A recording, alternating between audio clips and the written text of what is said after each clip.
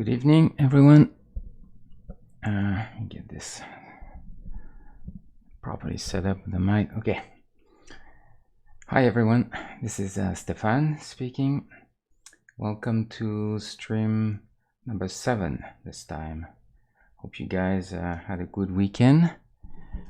That you have a pleasant, rest. Spend some time with your loved ones. It's Monday and we're off on a new week. It's gonna be the first week. I'm gonna try this. I don't know how successful I will be, but I'm gonna try to stick to a tight schedule. Make sure that I stream every Monday and Wednesday and Friday, so 3 times a week. If this works and if you guys are okay and like this time, then we'll keep like this for a while, and maybe I'll end up streaming even more. But for now, I'm gonna stick to it, I think 3 times a week, and we'll see if that works already. So last time, remember, we did finish this guy, Leatherface. I fixed a couple of things since then, but I don't think they're even worth mentioning. It's really, we're talking about maybe 5 pixels overall that I just quickly fixed before I posted it. It was posted today, no, yesterday actually. And so now we're gonna start on something new. So I didn't plan it out really. I was thinking that I would try and do a vehicle this time because I've never done a car on stream so far. So that might be a good thing to do, and it's quite different. The approach is a little bit different. So there's a bunch of very famous cars, obviously. So it's not really too difficult to pick one. I think, however, since I did those 2 that are a little drab in terms of color, I was thinking maybe do something a little more colorful for this time. So I'm thinking of doing Christine from the film of the same name by John Carpenter. So Christine was released, if you guys know this film, it's been released in 1982, I believe, directed by John Carpenter, and it was based on a very famous novel from Stephen King. Interestingly, the Stephen King was so popular at the time. Everyone wanted to have their adapt his movies into film. He was very popular. So having Stephen King on the poster was a very good thing for studios. So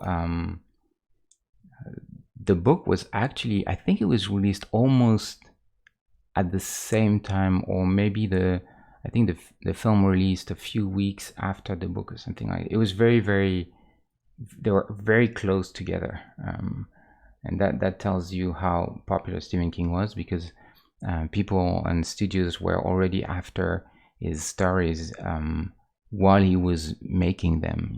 They optioned the rights whenever they could before any rival studio could get their hands on it.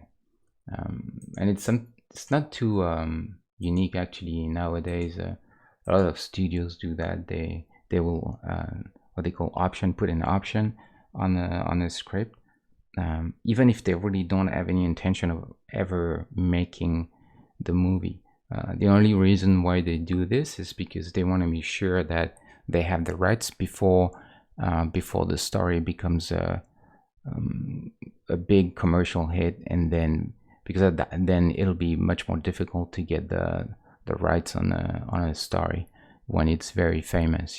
Obviously, you can imagine that an author who's written something that is immensely popular won't grant the rights to a studio for cheap. So that's what they do. They option. There are a bunch of guys in Hollywood. That's all they do. They read pretty much anything. They try to find the next Harry Potter. Really, they contact the authors even when they're really not well known at all, not popular. and then they offer them to put options on the rights of their story. It's interesting, and they get that for really nothing. I mean, they can option. I think it's pretty usual that they will give $500 or $1,000 for someone's story, and most of the time they the authors, they agree, because you know, they can't even imagine that they have no idea to know if their story is going to be successful, and most of the times they're starving because they're writers. So you know, $1,000, I'll take them. You know, it's free money. So the studios, they know that, and so that's why they make sure to get their greedy hands on stories before they get too expensive. But anyway, there's a little side story about movie rights and movie deals. Yeah, so Christine, I think we could do that. I really enjoyed that movie, but I guess I'm a sucker for the like John Carpenter in particular is kind of a guilty pleasure of mine. You know, is all his films. I mean, it's very rare that you're gonna watch a John Carpenter movie and think, "Oh, this is a masterpiece. It's so, you know, well crafted and clever." You know, it's not like you'd say that of Steven Spielberg movie, or the Coen Brothers, or P.T. Anderson, or Stanley Kubrick. But John Carpenter has never been really considered as a, you know, a great director in the sort of very formal academic sense of the term. But the reality is that he did a lot of very, very good movies. He always, I think he was very good at striking that balance of making things entertaining, but also not too obvious or dumb. I think he had a pretty good balance. His films, they felt very much genuine and sometimes a little bit gritty, but yet they had always an interesting entertainment value, I think. So he didn't really want to make that movie because he's very much an author. He's never been after very successful, you know, adaptations or anything like this. What he really liked was to be free of doing what he liked, and worked on the projects that he really appreciated. And most of the time, there were personal projects that he wrote and directed. So he wasn't particularly interested, but he said that he took the job because he needed it at that time. You know, he came out from, at the time, he came out from The Thing, which is my favorite John Carpenter movie by far, by a long shot. I think it's fantastic, but yeah, he came out from The Thing, and The Thing, just as many of his movies, was actually a financial failure, and even a critical one. Most of his films, they've been badly regarded by critics and pretty much ignored by the public until years later. And most of them now, a lot of them have have attained the status of cult films. So it's not really something too rare, actually. You see that happening a lot. I think some films, they're not very good for their time. They're better suited for a time that is to come. They're not really in sync with the society, and they people don't really understand them or are not interested. And actually, Christine was no different. Christine, I think, had a fairly it was not a small budget at the time, but not big one. I think it was $10 million. But it was also a financial failure. It didn't work. Even though they had good names, they had John Carpenter, and they had especially Stephen King on the credits, but no, it didn't work either. So yeah, poor John Carpenter has never been really lucky, this guy. So we'll try to make this. I guess we'll make this car. It's a pretty famous car, Christine. It was so we're gonna find some reference first. Like I said, remember, guys, I told you that I'm always looking for reference, and that's really because it's a good opportunity not only to find something to rely on, but it's also a good moment to reflect on what you're going to do and try to analyze the pictures, the reference pictures. It's not necessarily, actually, most of the references, I'm going to look at them when I look for them and maybe try to spend a little bit of time sort of soaking in, but then maybe I'll leave them after that, and then I'll just start, you know, doing my thing. But the time that I spend just looking at the reference usually is enough to give me an impression that will make the outcome easier. So that car was a Plymouth 1958 Plymouth Fury. So I could type this in, but Christine is already giving out pretty good results, so that might be enough. So it's funny what they did here, the car's treatment to Christine. So in a case for vehicles, like I mentioned, I think a few times that depending on the nature of what I'm going to do, sometimes I will start from scratch, and sometimes I will take parts, bits and pieces of other things that I've done. Like last time you've seen when I did this little river tile, I basically took started from this guy, ended up, you know, deleting most of it, but I kept a couple of trees and I kept a couple of rocks just to get all the right values in, and a bit of grass, and then I painted this, and this came much easier because most of the big questions were already figured out. So sometimes I'll do this, and you've seen me also sometimes starting from scratch because there's not really a good reference or anything that can give save me some time. But for vehicles, so far I've always managed to find a picture that is not too bad and that I can scale down and start from. Not necessarily something that I do very often, but for cars I figured it works okay. And the reason why is because the proportions of the different, you know, elements of the picture in a car, they are not drastically different from the proportions that I'm gonna have in the pixel art sprite. It's very different than environments. Like if you remember this the hospital building, the scale is so different than compared to a real building that I can't really use any photograph and scale it down. It'll just be a mess, and there's not much to gain for it. So really for me, rescaling a picture if I have to is really a matter of being more efficient.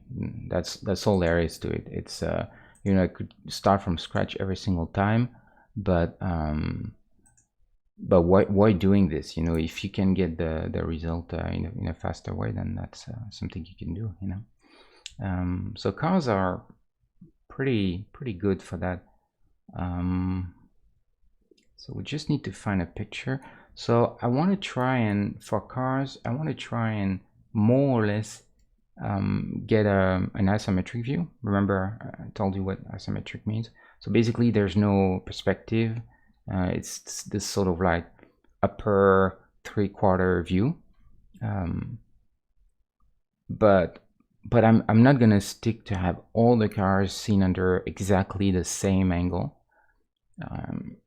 Why is that? I think there's multiple reasons, but the main reason is because depending on what car it is, some of them they look better from the back, or they're more iconic, they're more recognizable from the back or from the front. Some of them they're longer, or they're a little bit more like you know, stocky, like the Beetle. So it kind of affects the best angle, and so that's why I'm not too worried about getting exactly the same angle. they're not at the same scale anyway, because the DeLorean would be much bigger than this guy, right? So I can't have the exact same scale anyway, so it's not like people are going to compare. So I can do pretty much anything I want. So I'm going to try and find a picture that is roughly something like this for Christine. You could say this, but this is a little too low. You know, this is taken from someone standing, probably. It's a little low. Most of the time, actually, I end up looking for toys. Toys are really good because if you the problem with the pictures is twofold. First, most of the pictures you're going to find are a real car. They're taken from a person standing next to it, and so good luck to find a picture seen from, you know, from way above the car. It's pretty rare with a real car. And the other reason is because of perspective. In a picture like this, I'm just going to copy this and show you. There is a lot of perspective distortion, what we call, which means that, and you guys are familiar with this if you take pictures, because of the perspective, the front of the car looks way bigger than it really is compared to the back of the car. This really affects the proportions quite a bit, and this is only due to your perspective. And usually, if people take pictures with what we call wide lenses, which is, you know, something like 28 millimeter or something, you know, 30 millimeter, that's your generic sort of GoPro your landscape lens. You know, it's fairly open because you want to be able to take as much as the environment in the lens. So that's why they're called wide lens, because they have a larger field of view. You know, like your field of view is what you can see at the same time with your own eyes, and cameras, just like eyes, they have a field of view.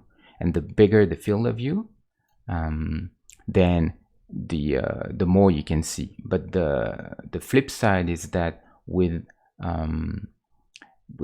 wider lens, they tend to add a lot of distortion from the perspective. So depending on what you use as a lens, you will affect the way things appear. And the closer you are with a wide lens, the more distortion you're gonna get.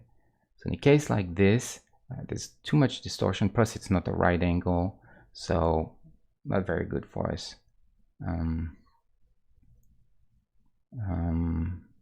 For another example, see, same thing here.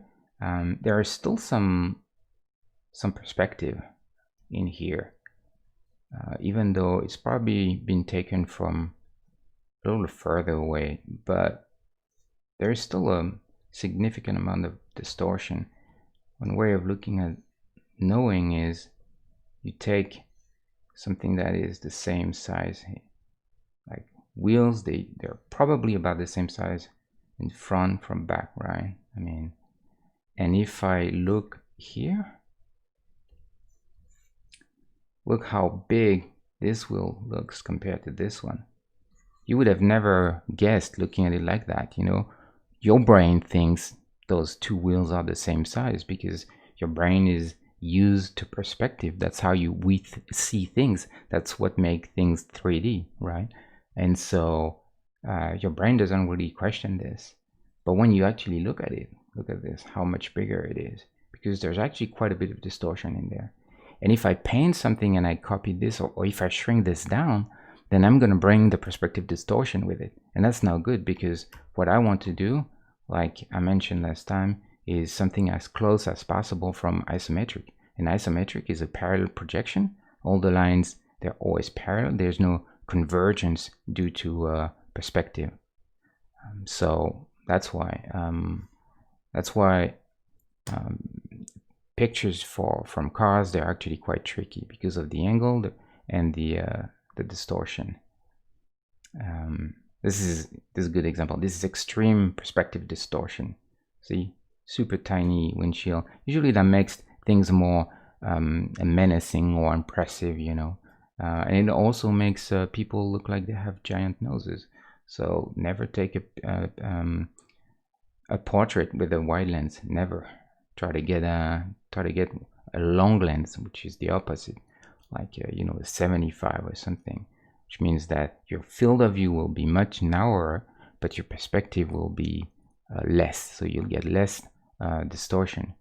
And this is good for faces. You don't want to distort faces at all when you do a portrait. That's why you never use a long lens for a portrait, if you can avoid it, obviously. Let me see. And that's why sometimes I'll look for toys. If there's been, and I'm pretty sure there has been, if there's been a toy of this car, yeah, like this, for instance, then there's a chance I can find a picture of someone showing that toy, and there'll be a lot less perspective. It's not really good. Let's try Kristen Carr. Sometimes adding one name just shuffles the results around a little bit. Oh, there you go. See? Look at this. This is quite good, actually. This is almost perfect. I got a right angle against the toy, and much less distortion, if any, because it was taken with, regardless of what the lens was used, because the car is so tiny compared to the lens, and it's the same thing as if someone had taken a picture of this car, a real car, from the top of a building or something like this, much further away. Then the perspective tends to be reduced, and especially the distortion. Basically, when you take a picture of an environment, the center of the picture of the lens will be where there's less distortion, and the further away from you go from the center, the more distortion you will get. Let's take this one, see what we can get with that. Yeah, I think that's not too bad, probably. I mean, the angle is pretty good. I mean, it's dead on what I want. And the distortion isn't too dramatic. There's a little bit, but really not that much. You can do the same little trick. See if there's a big difference. See? Much closer in size. There's still some distortion because this wheel is bigger, but it's not as drastic as the other one, as we could expect. So I think I can take this. Yeah, and also there's not much lighting, like complex lighting, creating lots of weird shadows or anything. It's pretty clean sort of product picture. So it's very evenly lit. So that's very good for what I need, because I don't want to put too much lighting in it.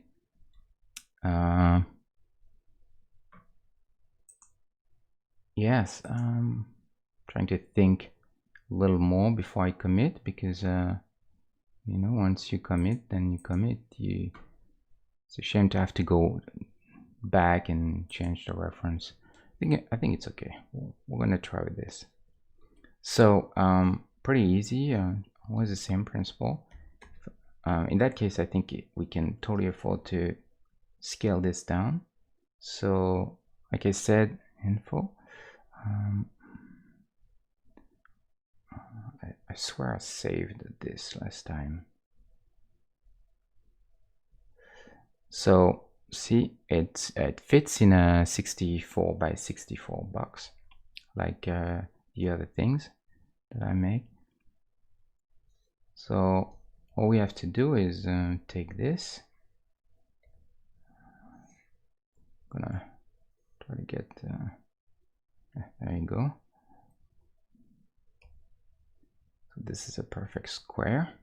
Car is in it. I'm gonna keep it on the side for future reference as well, and I'm gonna use one to to scale down.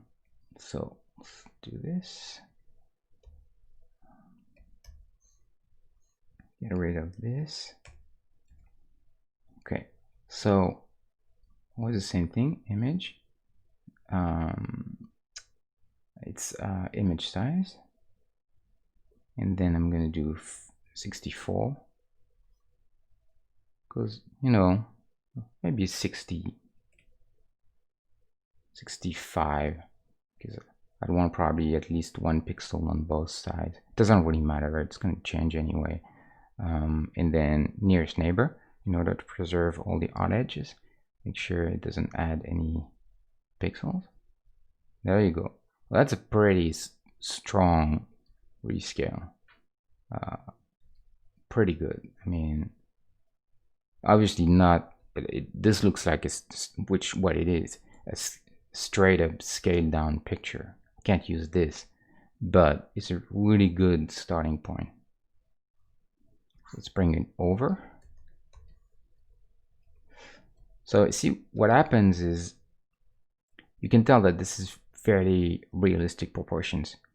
The wheels are, you can barely see the tires. You can definitely feel that this spot is a little smaller than this because there's still some perspective distortion. So it's not it's not perfect, but it avoids for me to it just saves a little bit of time. Now I can start from this and start modifying it.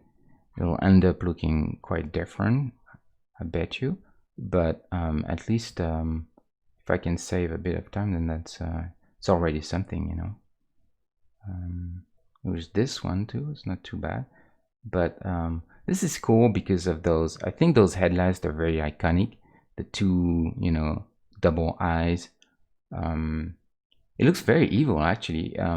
Stephen King, he did a pretty good job finding that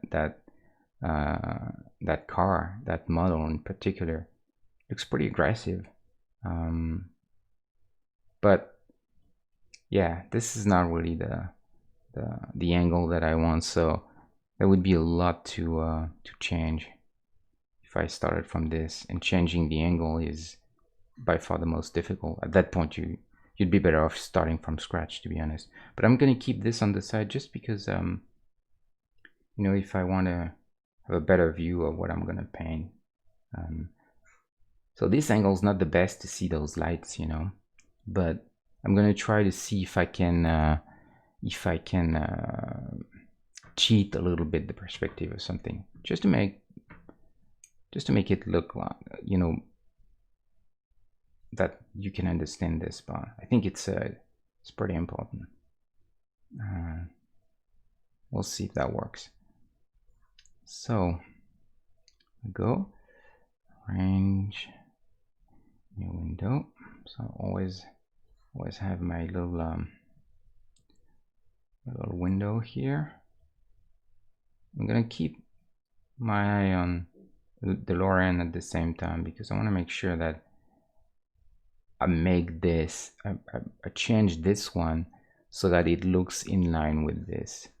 It really doesn't matter, you know, where you start from, whether it is from scratch or from something that has already been done or from a photograph. It doesn't matter. For me, it doesn't matter as long as all the final assets, they look consistent and they were done, they're part of the same world.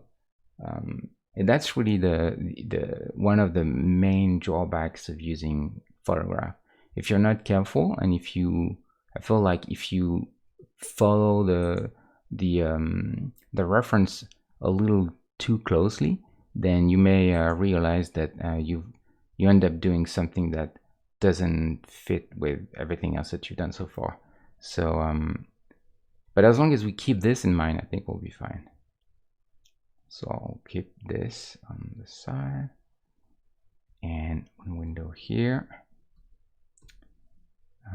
and then we can start. I think what I'll do, so first of all, I'm gonna pick the colors that I need.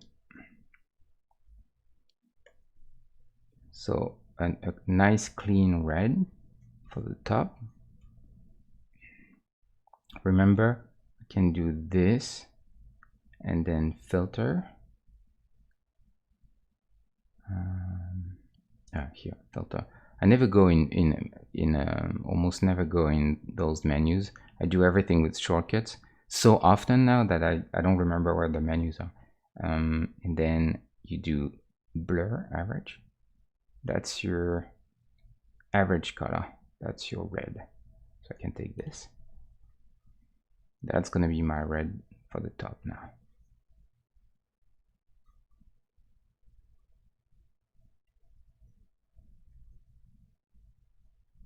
And this is a good color for reflection, you know, because this, what happened is that you see it there too. That part of the hood reflects whatever is behind or above. In that case, it's all, since it's a product picture, they put this generally in a light box, so they have nice white reflections coming from all angles. They do that for car photography as well. They have reflectors that they put everywhere around, so that those big white reflectors send nice, interesting reflections on the body of the car. So I'll find one color and I'm gonna keep this because it's very good to get the feel of like the shiny paint, you know. But I don't need all those colors, just one is enough for reflection. This part is a mess. I'm gonna have to fix this. Here, those little pixels, they come from this sort of here sort of stuff, like chrome part, but it's so small I may not be able to really see it or draw it. So same thing with cars, with like as it was the case with characters, the goal is to make something that is very recognizable. So it doesn't really matter if it's completely accurate to the car. What matters is that you can easily identify it.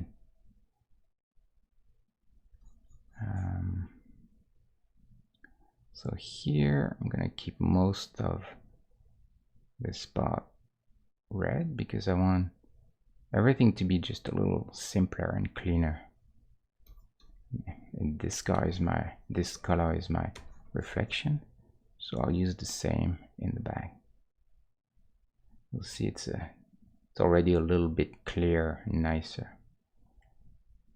This could consider that everything that's facing this gets a little more light, or we can decide that there's more light from the top and this side could be darker. It doesn't really matter as long as we stick to one of the two, and you see those two have different lighting. In this case, the key hits the top and the side is in shadow. In that case, it was different, the opposite. And I did this because this one I wanted to feel more like it's reflecting the environment, because it's a sort of a gray metallic. This one same, it's probably cool to feel like it's reflecting the white that is here. So maybe it makes sense to have this spot actually lighter than the top, right? And also I don't want the top to be too bright, because since this is white on white, we're not going to be able to read it very well. I can have a little bit of an outline for the roof, but generally I don't like outlines too much. They make things look very, very, very gamey, you know, like a little sprite for games. That's something they used to do a lot, having that we used to do. I did that in the past, in order to make sure that your sprite will read against any background. You have a 1 pixel black outline, or not necessarily black, but at least some kind of outline around around the sprite, so that on a light background, well, you'll see it because light colors, most of the colors in the sprite will be lighter than a dark background, so you'll see it well on a dark background. And on a light background, then everything that's bright will see it. You'll see it as well, because you'll have the outline around it, you know. So try to find. Sometimes I've seen using a double outline too, a white and a black, and then this will read very well on anything.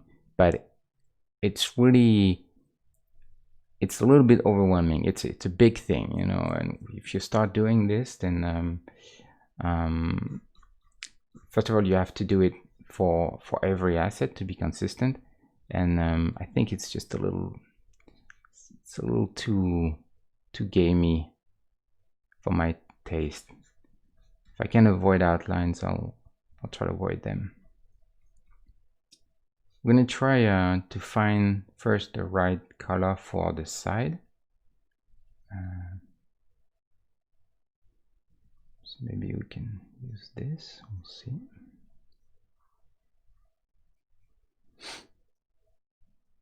Doesn't matter too much so far.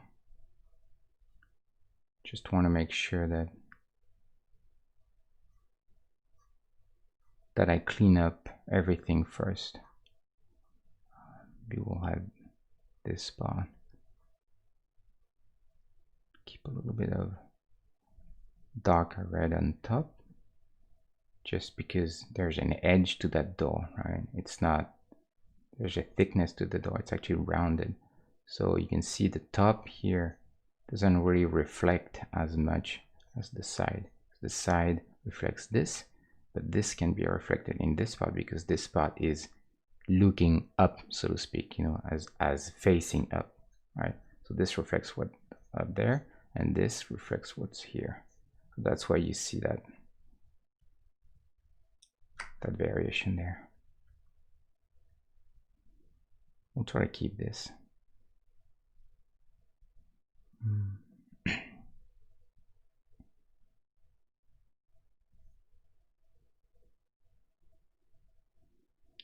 Here I'm gonna have to make sense of all that stuff.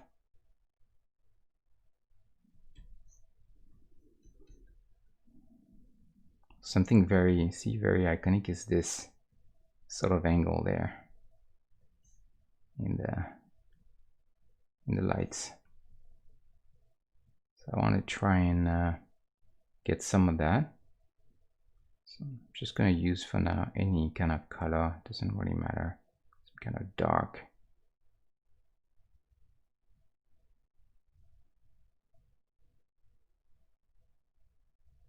In order to be able to read the angle clearly. So see, now I got this angle going on. I want to keep this if I can.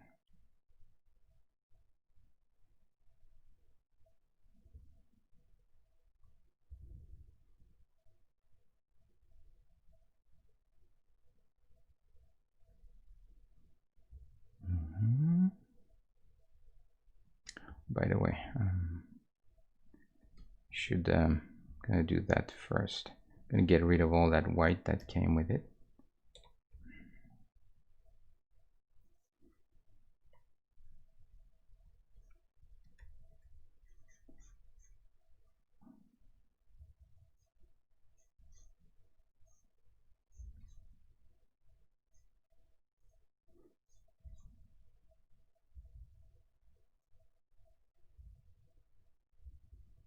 And we'll add the shadow at the very end later.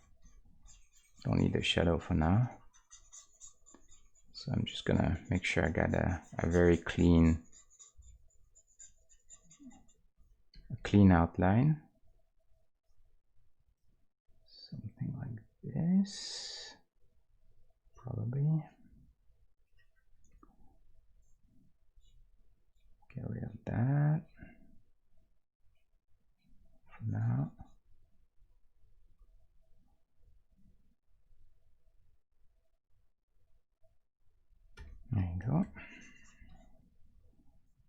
So no need for that. No need for that.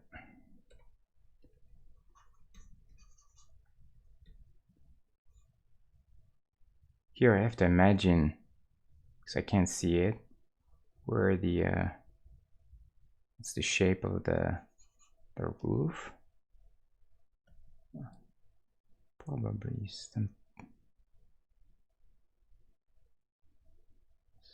like this. It's going to be a bad angle though. Be something like that.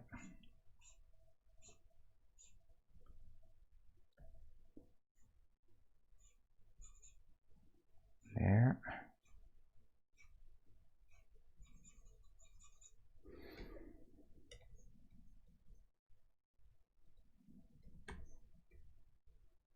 Same thing here. Here we're going to try and find a cleanest angle, so I guess it's going to be simplest there is.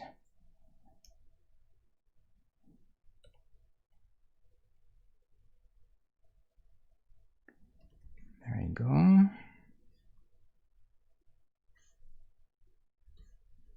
There, so more or less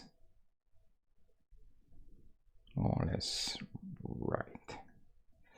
Okay, now we can go back to our white background. Usually I start painting on something that's not necessarily completely white. It's just a little easier to see everything on gray.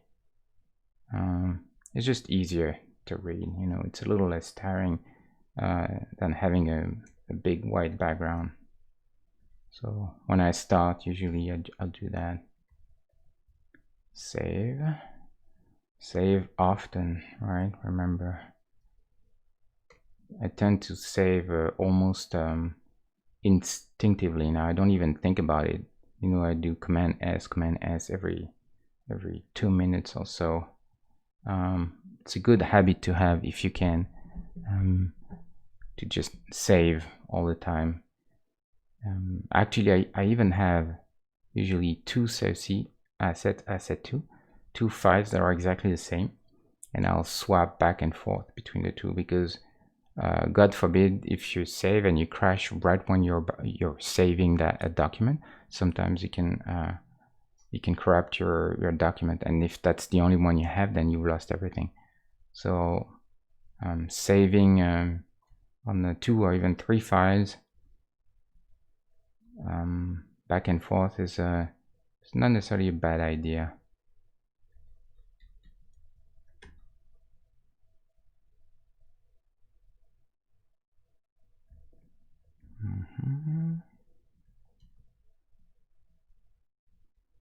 So this car was 1958 Plymouth Fury. Stephen King, he wanted a car that was a little generic, not a super legendary car that everyone knew about, because he felt like this would take away from the personality of the car if the car already had some kind of legend or character associated to it. Felt like it's almost like when you cast very well-known famous actors as opposed to casting unknowns. Sometimes directors prefer to cast relatively unknown people, because they don't have a preconceived ideas of who they are. But if you cast, you know, the big names, you know, if you cast Robert De Niro or Leonardo DiCaprio, people generally have an idea of that person, and especially when those guys, they tend to play in movies that are where they're hired for the same type of character, then it's a pretty bad setup for a story and for a character, for a director, because the guy comes with all the sort of the good things, but also all the passive that comes with it. So sometimes it's better to have and Stephen King, he had the same approach for the car. He figured it's better to do a car that's not too many people know, so that they don't have a preconceived notion of it. But of course, what he couldn't predict was that someone would want to make a film with it. And it turns out that this particular car was actually pretty rare. Only about I think it was less than 4,000 were made, which was a problem because at the time they were still very expensive to find, and they needed a bunch of cars for the film because, you know, in film they have all the stunts and all the different scenes, and sometimes you know, the cars, there's a good chance they're going to get damaged, and so that's why they need several ones. I think they ended up using about close to 25 cars for the entire thing, a lot of them, and they were all destroyed during the filming except for 2, and those 2 they've been restored, and they're in private collections now, I think.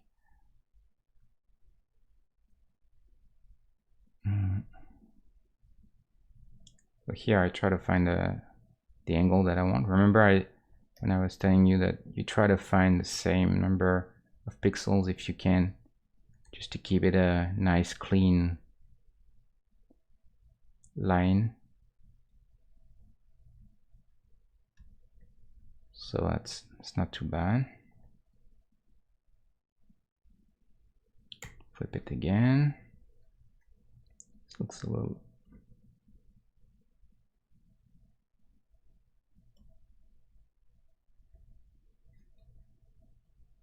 Then we'll have a shadow anyway, but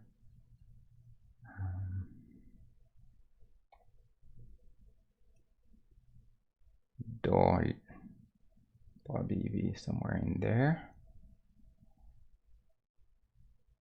Just want to suggest start doing this because just to get a sense of where things will be. Door here.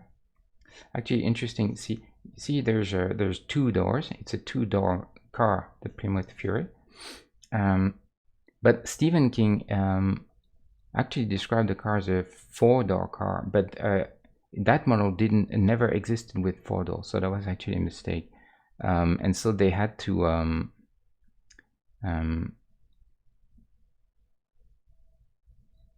they had to show it with 2 doors in the film, like the actual, the real car is.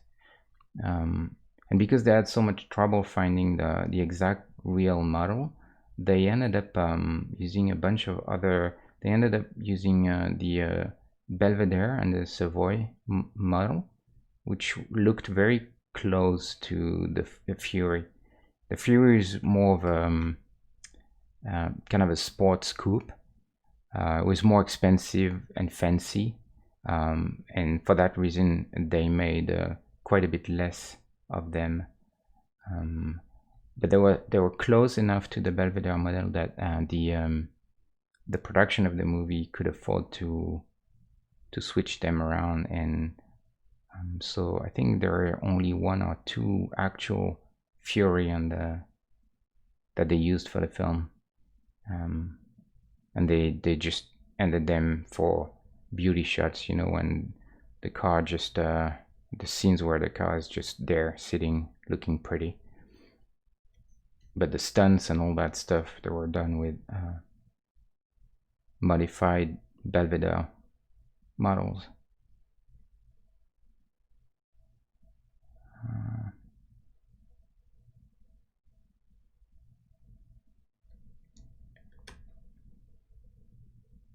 Here, this is really cool. They see the big chrome bumper and the way it overlaps the front of the car and props forward like this in this big piece.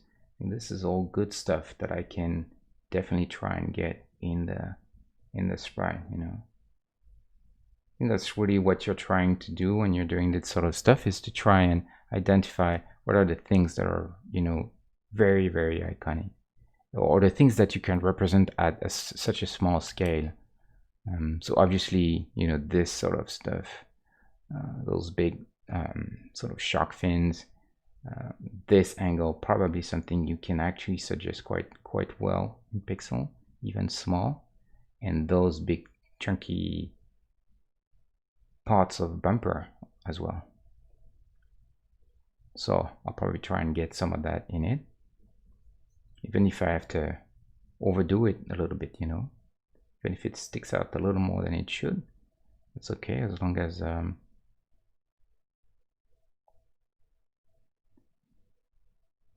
it shows.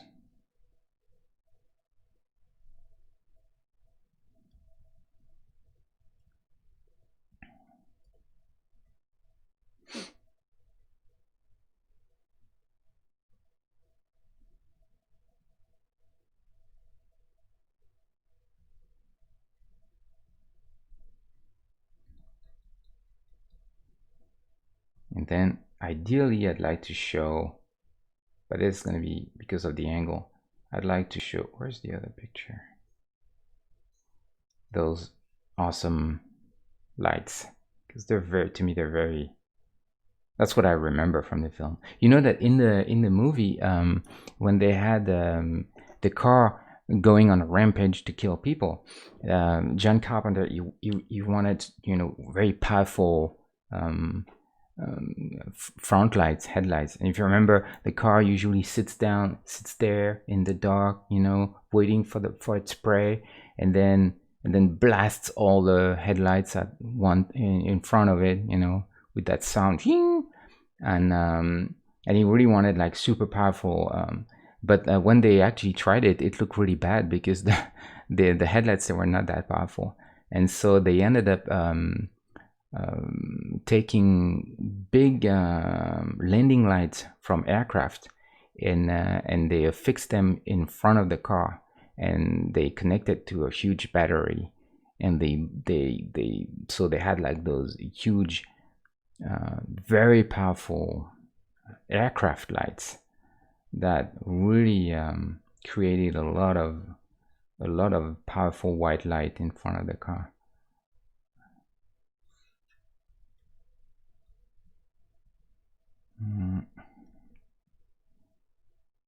We'll try. Yeah. It's always interesting when you think of movies and all the stuff that directors have to, or you know, effects people or anyone has to come up to in order to do some of those things. Sometimes it's just being a little clever, you know, and sometimes, well, sometimes it requires a lot of money and time. Like when the car, if you remember that scene where the car repairs itself. So I guess everyone can tell that it was filmed in and playback in reverse, you know. So they basically filmed the car being destroyed and then played it in reverse, which is, you know, obvious. But I've always wondered, how did they actually destroy the car in the first place without anyone touching it? Because you can actually see all the, you know, the metal bending and being crushed, and the headlights exploding and all that kind of stuff. But there's nothing that actually touches the car at that point. And I've always wondered, because it's a 1982 film, so there's no way this was done in CG. Now they would do it in CG. They would model the entire car, light it, and then do anything they want with it, and it would be perfect. But at the time, they couldn't do that. So I've always wondered, and then I read about it, and it's pretty crazy. What they did is that they rigged the entire car inside with a bunch of hydraulics, really super powerful pistons and stuff like that, and some ropes attached to all those hydraulics, and they basically sort of pull the car inside from the inside in with those hydraulics. So you have to imagine that, for instance, this part, you know, would be inside. There would be a bunch of wires or cables fixed to a big hydraulic piston, and that piston would just pull as super strong, very, very, you know, very strongly inside, towards the inside of the car. and so then the entire part of the car would sort of like look like it's sucked in, and that's how they, and then after that they just played it backwards. It's a pretty good trick, but imagine the time it must have taken to set up the whole car like this. And also it was not made out of metal. That was pretty clever, because they couldn't find pistons and hydraulics strong enough to do what it had to do in a convincing way. So so the car was actually made out of some sort of not plastic, but some sort of you know, cardboard or something like this, that they painted super shiny, and it looked like metal, but it wasn't made out of metal. Can't remember what was the material they used.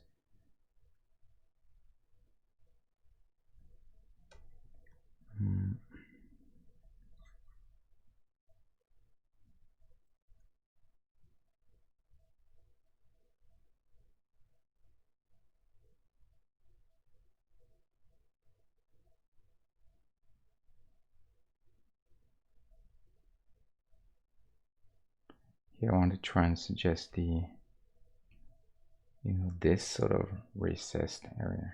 There's this bar and then the hood there. So I need some kind of indication of that here. Which isn't easy. So I may end up adding, maybe adding 1 pixel or so. And one, yeah, probably.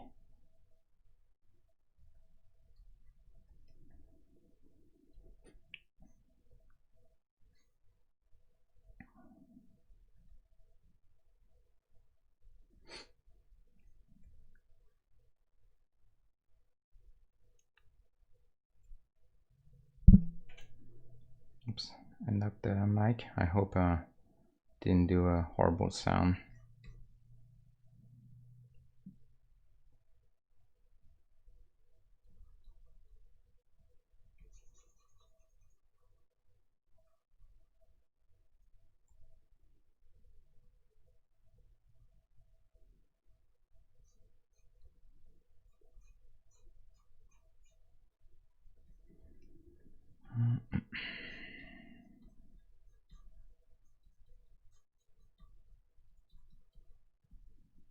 I'm just gonna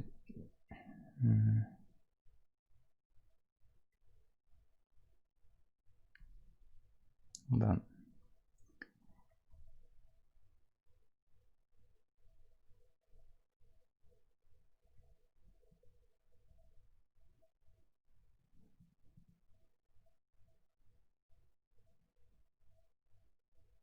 I'm trying to make the car just a little wider, especially in the back, I think, because I can still see the perspective a little too much. Bothers me a bit. It's not huge, but it's enough that it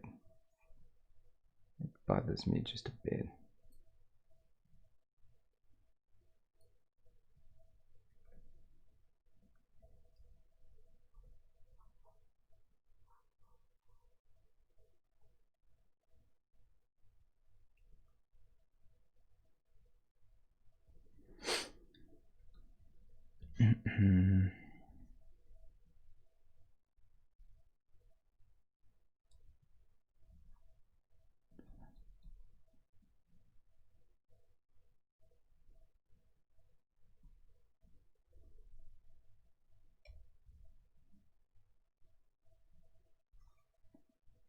See if I can do the same.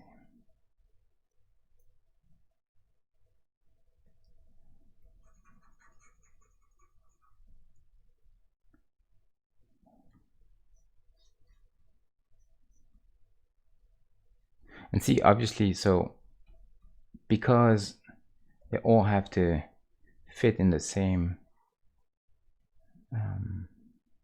size, this, if you look at them from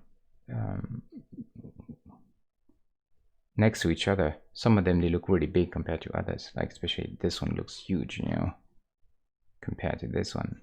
However, if you look at the actual size of this, almost occupies the entire thing. And look how much space I have on both sides. And yet this one reads much bigger than this one, because you know that this is a small car. So there's not much I can do about that, because otherwise I would end up having a lot of cars that are not that big, using, you know, maybe only 70% of the space that I have, which is a shame. So it doesn't really matter that they look not in the same scale once you see them together, because you're never gonna see them together, and they're gonna be all scaled to fit about the same space on a card, the upper left. So then it won't matter once they're printed and they're on their own card. It won't matter that they look not in the same scale, not too much at least.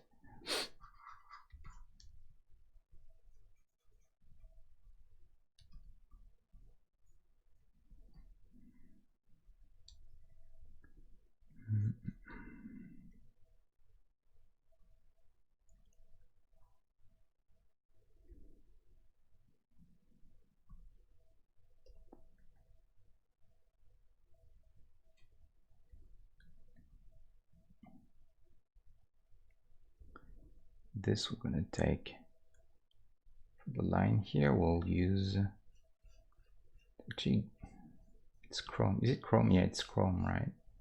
So we'll use some kind of light gray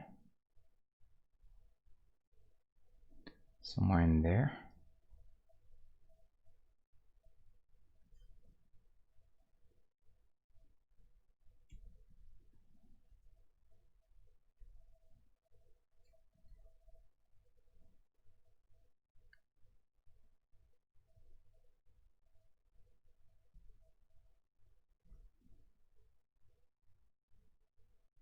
Just going to use one color for now, because I want to make sure that I get it shape right, and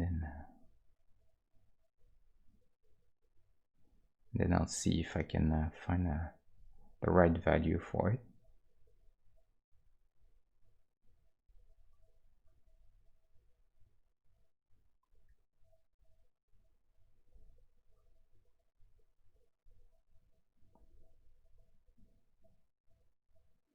Like that.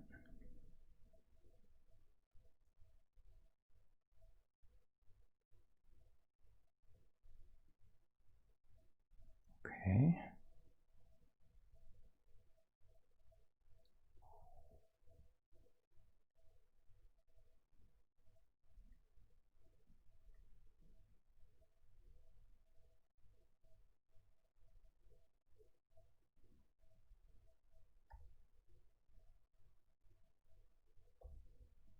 Wheel. Let's use this.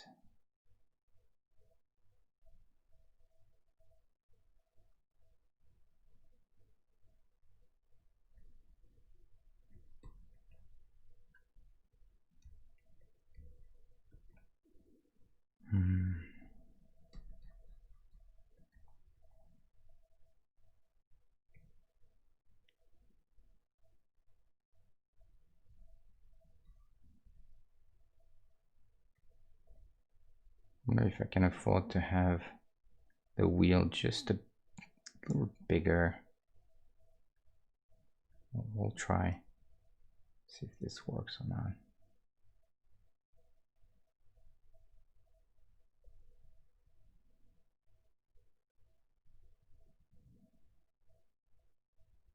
I don't know, because it's actually quite covered, so maybe that's I wonder.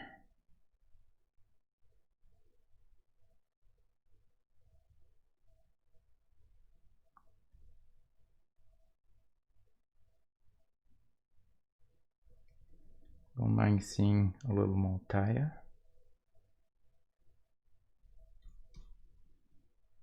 Okay, and then here I have to use this. Look at how it looks there.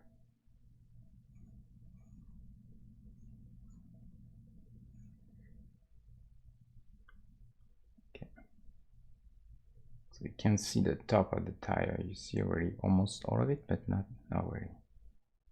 I'm gonna try and do this.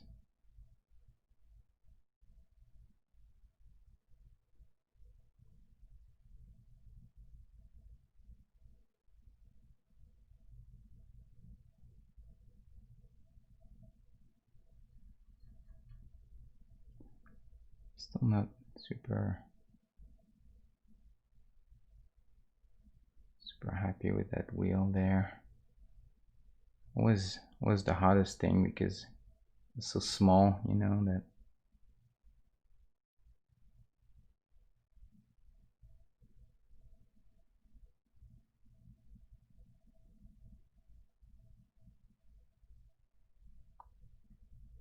very tricky.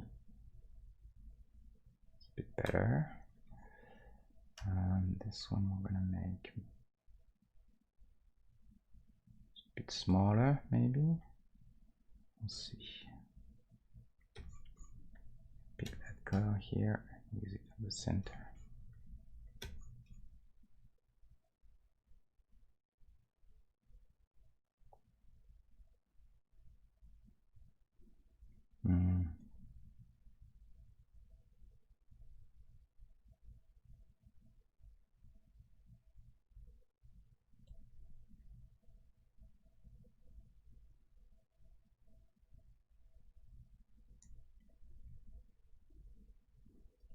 Okay.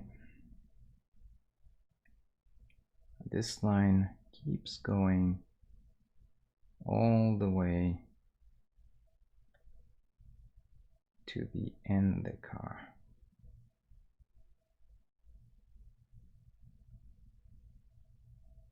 There's a little gap here. I'm gonna try and get this if possible. But remember, I still want that angle there.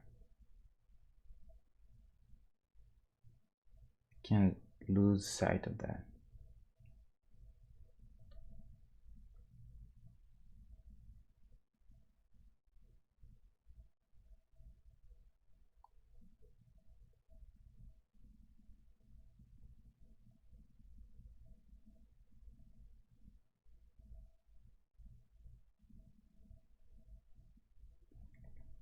Okay.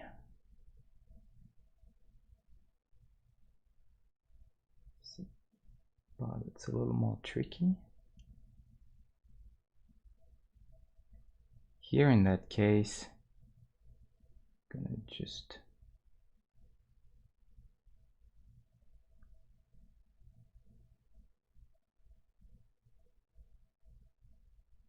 gonna darken a little bit the tip, so that the tip, because like I said, remember I said the more contrast there is, especially with the bright values, a very bright pixel will look bigger than a pixel that has less contrast with the background.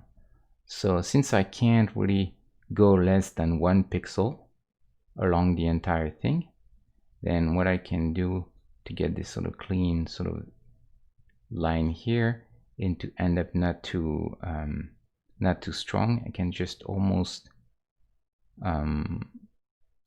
fade it out by using colors that start bright and go less and less bright until they are closer to what's to this other red, this pinkish red.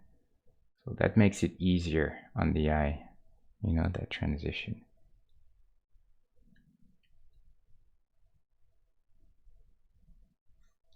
That makes sense.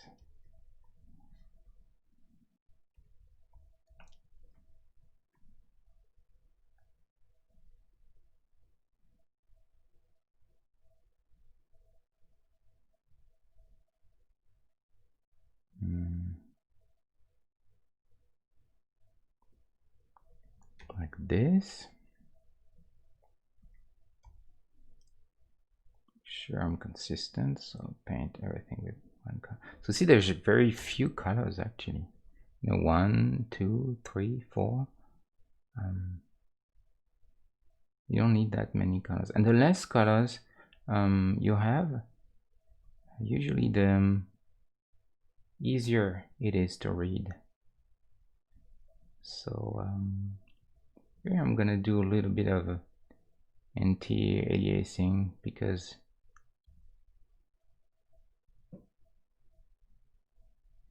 it's a little strong, that line here. So I think we'll see. I'll keep it clean for now, but it's possible that I end up fading this out a little bit. I'm gonna do the same thing too as here. Maybe fade this a bit.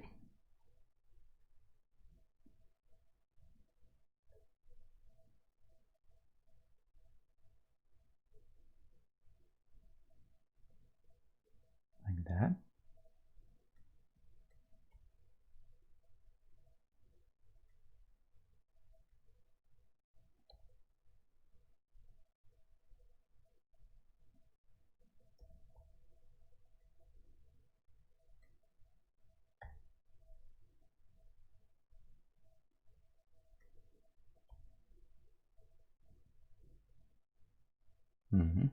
Just fade it. I'll do the same here eventually. I just do it as a test. Probably do that, I think. We'll see. But I should focus on getting the big stuff first. So right inside black. I go darker for this, I think.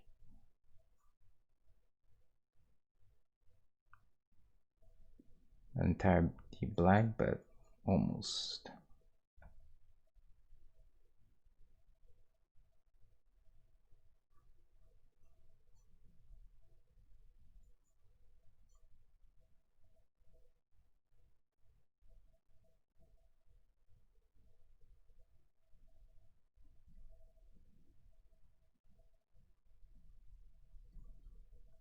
Okay.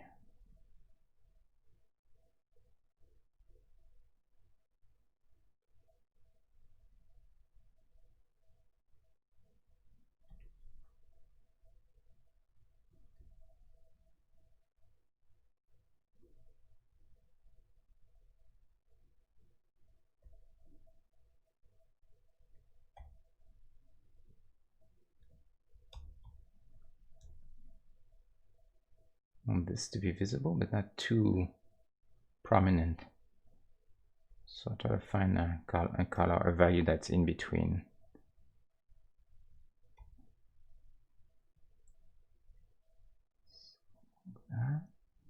It's the same.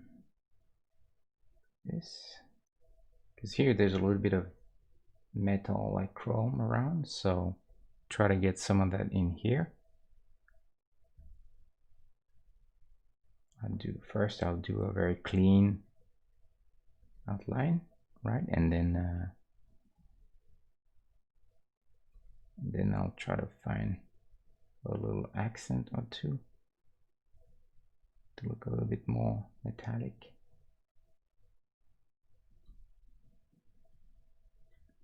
For those two little things here.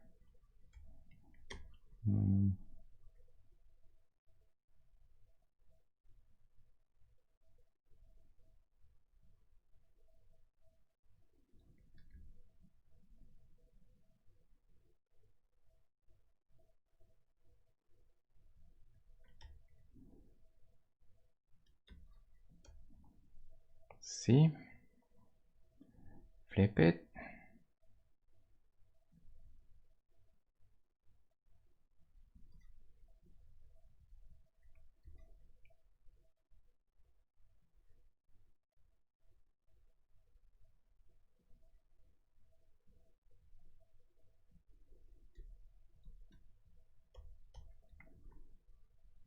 Okay, now let's keep cleaning this up.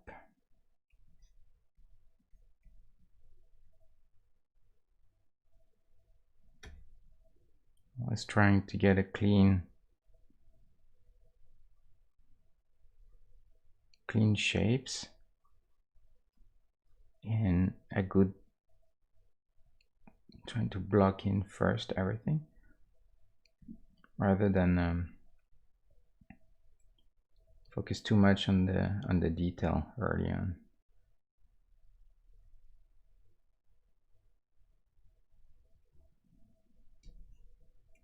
You have to understand how this works. See, there's like, it's almost like you get one triangle here. There's spot is rounded, so it's not straight and boom. So I need to feel this here, and there's an angle to this thing too. Mine is straight, so I need to make sure that I got this better.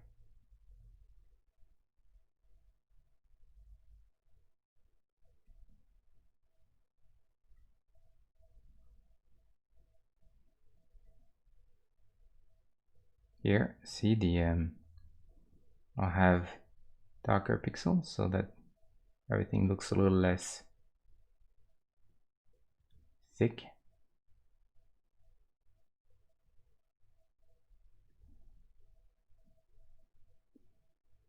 Something like that. It's a bit of chrome around the entire thing here, so we'll see if we can have it or not. Or is it going to be a bit too big, too thick? I think it's all right. We can probably keep it.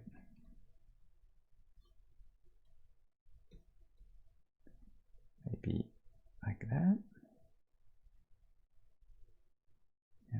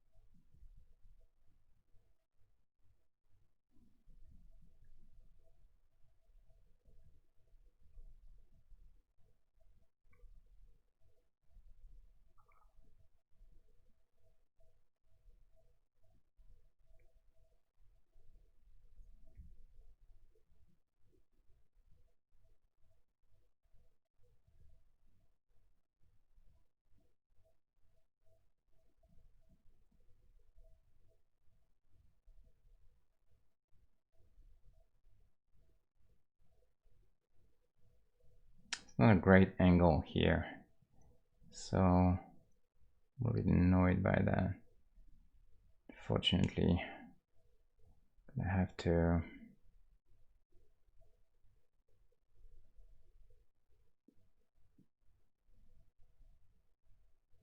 it won't be perfect because I can't keep this angle, because otherwise it starts messing up the perspective a little too much, because this I don't think I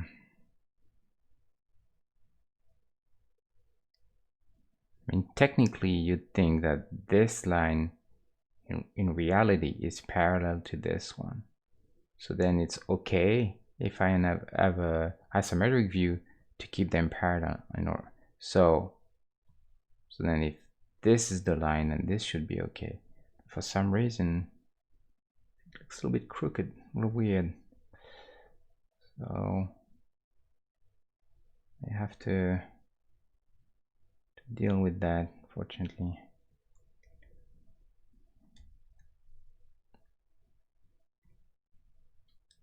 Yeah, it definitely looks weird. So in that case, just have to, you know, eyeball it. It's the only way. And I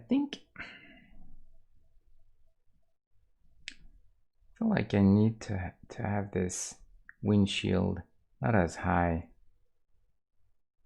I think what makes this car cool is that all the windows are actually fairly narrow.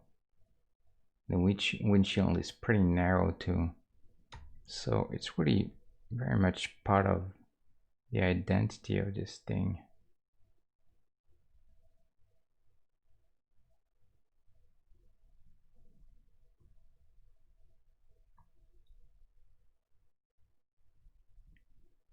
Almost let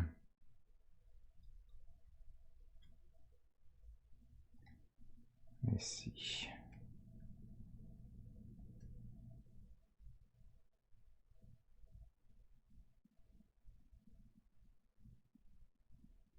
Yeah, I think it's better when it feels a little more flat, you know, and long. Almost think that I could even make it a little wider even. I can afford to do that.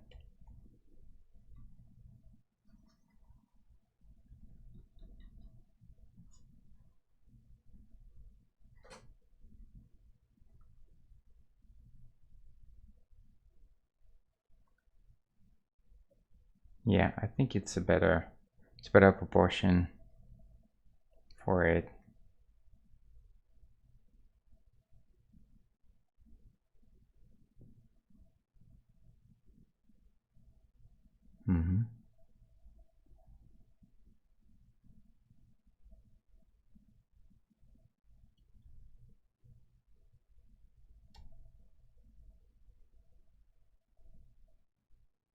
Oops.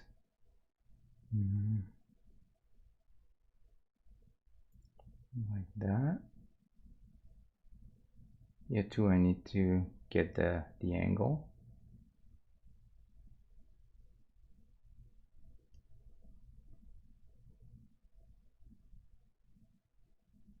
Okay, I'm gonna start picking the same colors around now.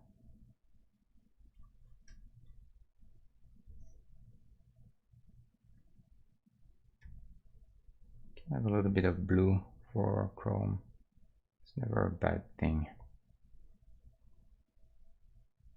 For metal, generally, often I have a tint of blue. Like, for instance, I'll show you Robocop. See? Yeah, it definitely isn't gray. See, this is a gray background neutral. It's got quite a bit of blue in it. When you look at it on a white background, it doesn't seem that obvious. But look, if I gonna kill all the saturation in him, you'll see. Where is he?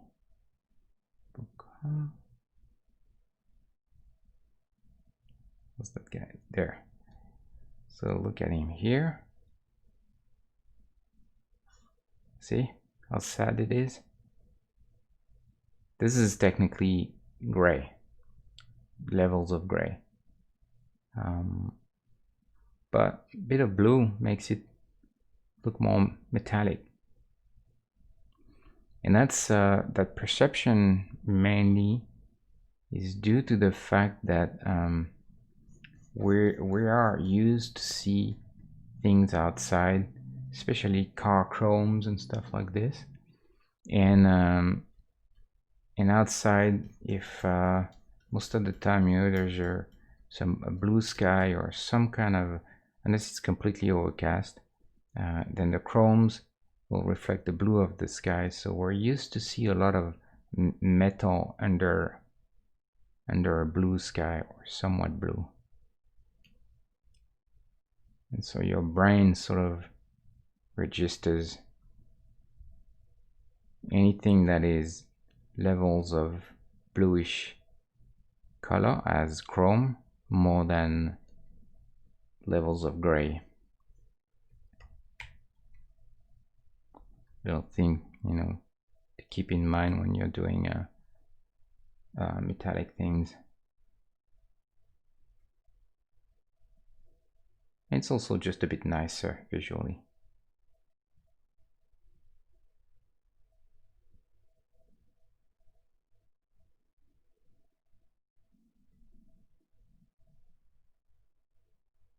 This in that range. See, saturation is quite low, 13% only, but it's there. It's not nothing. That makes a difference.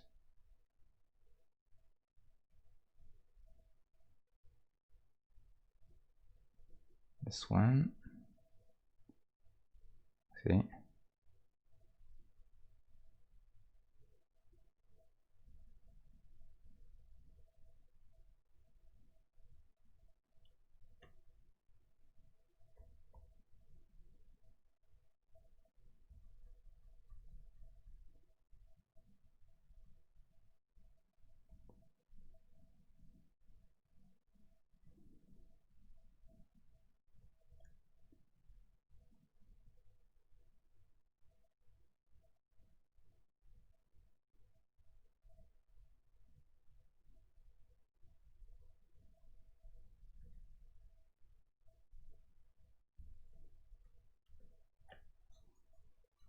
A little trick. You know, I like the hue of that blue, but then I have all sorts of grays. This gray pixel here is more neutral. This is more purple. This is more green. I have they're all over the place because, you know, I picked some colors from the pictures from the original photograph, so it's all over the place. So if I want to make sure that they're all in the same hue, I can pick this blue, for instance, the one that I like, and then here I'll paint in color mode. What color will do is that it'll apply the same hue to all the pixels, but it won't change the value.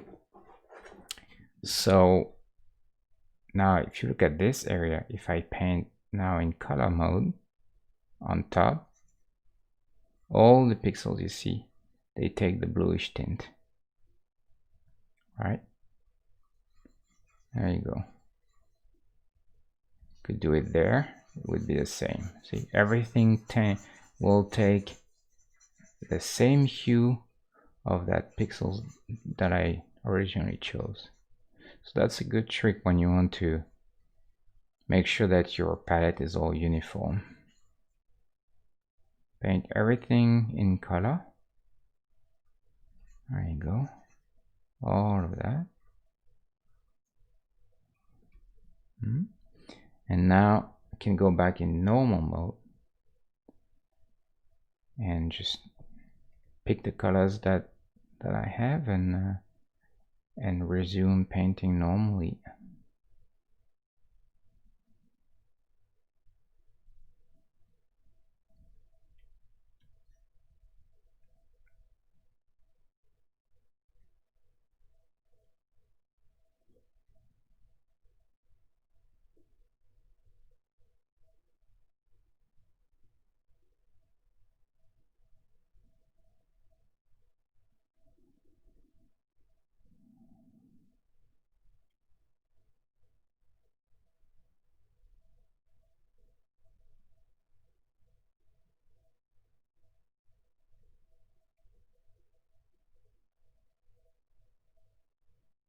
Try to limit the number of colors that I use.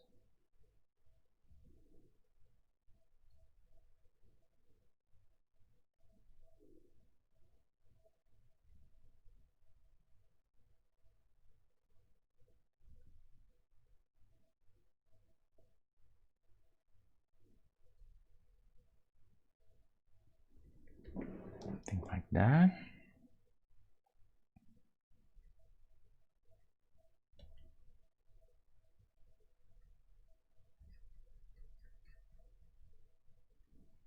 We can do the same here. Sure, it's all same colors. Very uniform.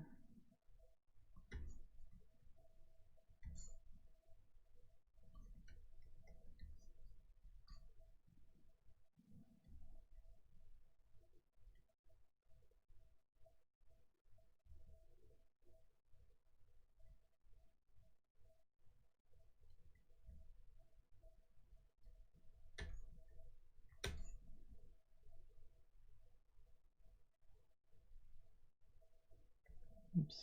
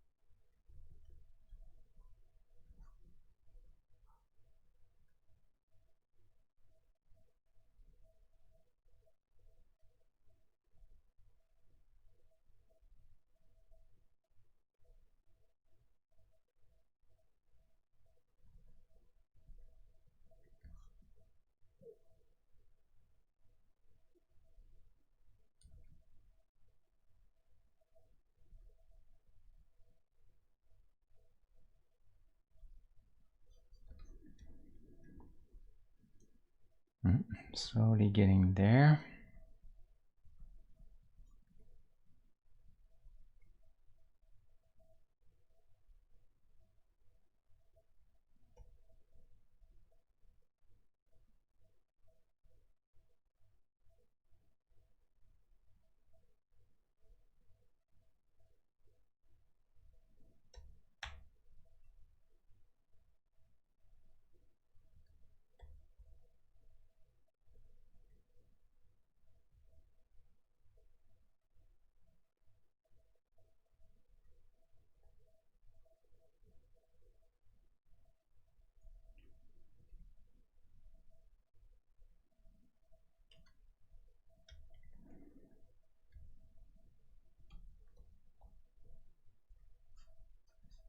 Clean this up.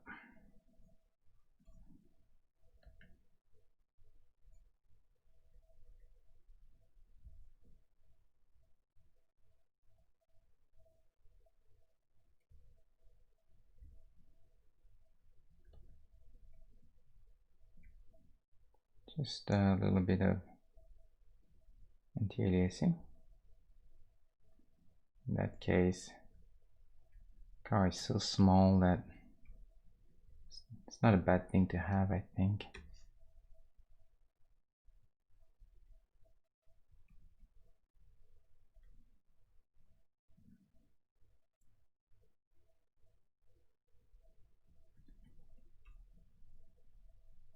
I'm going to use the same colors.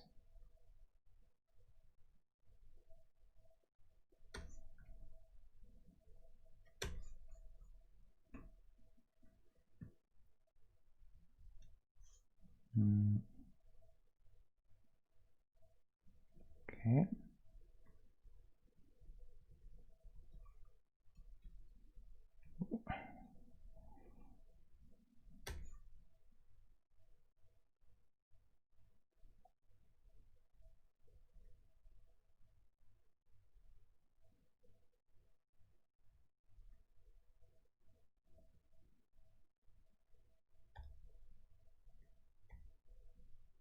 Same trick here.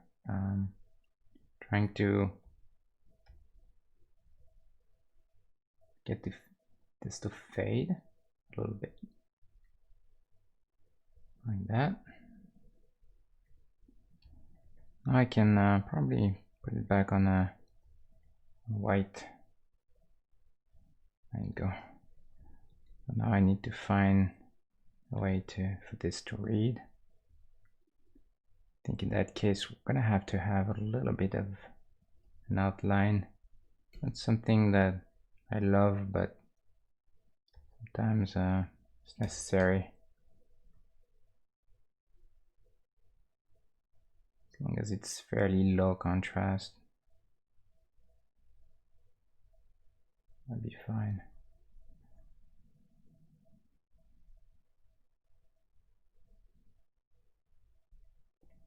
I'll try even lighter.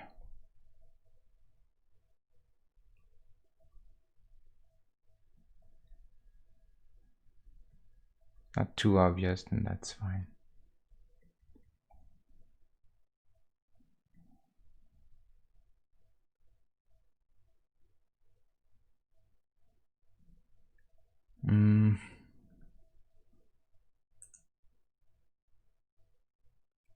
Sometimes you want to stop a little bit, you know, just look at things. I have to rush all the time. I feel like the hood looks like he's doing this, like it's doing this sort of stuff, you know. I'm not sure exactly why.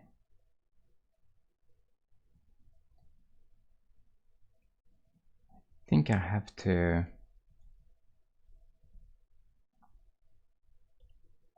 Let me see. I think it's this spot.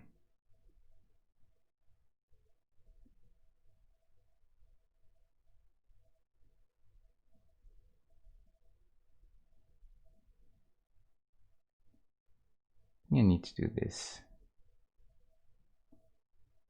It's a bit better. And it's this stuff that gives it this impression. I'll fade it a bit too, if we can.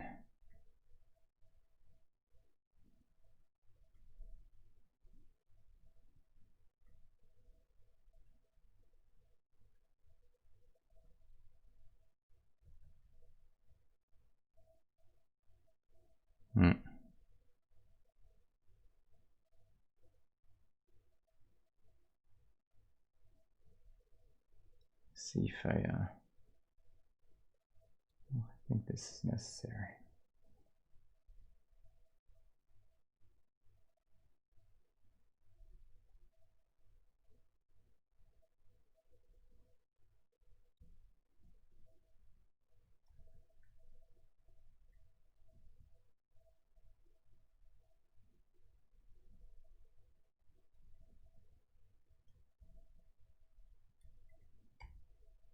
Okay. Here, I think it looks very dark, so I'm gonna have to render something that looks more like a grill, you know.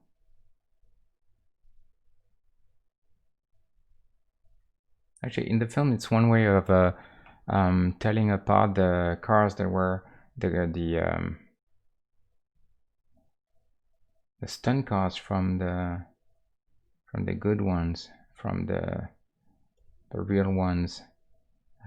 The part in front of the grill was painted red, I think, in the stunt cars, and it was chrome in the beauty cars. It's one way of telling.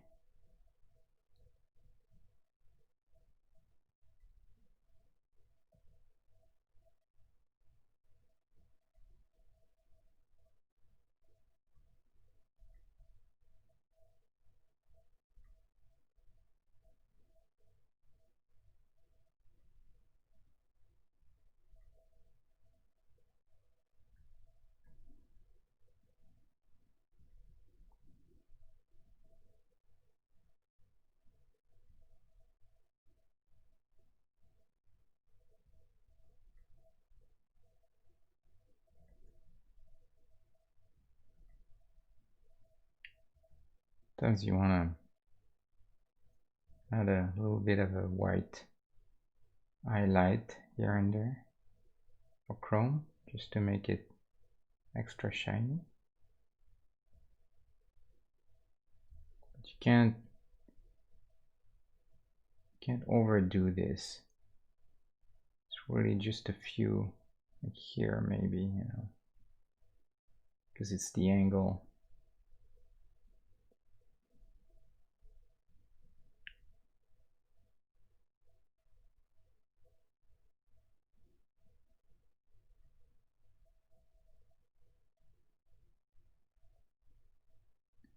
Try and suggest like I said, suggest the the headlights, but something I don't want to overdo it too. This is not too bad, I think. You feel this where it's at.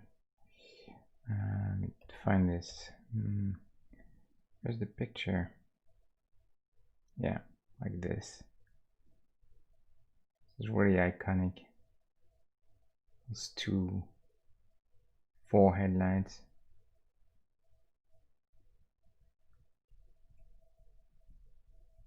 Actually, see the plate was CQB, and it's because CQB, it's the construction for stands for close quarters battle. That's why they put CQB in here. Yeah, little anecdote.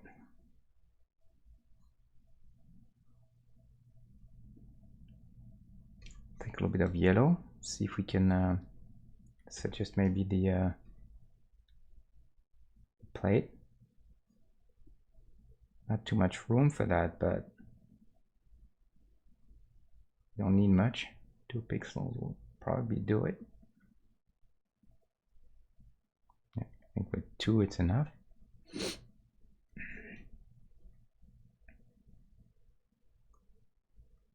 I'm gonna try to find a good angle there. It's a little rough.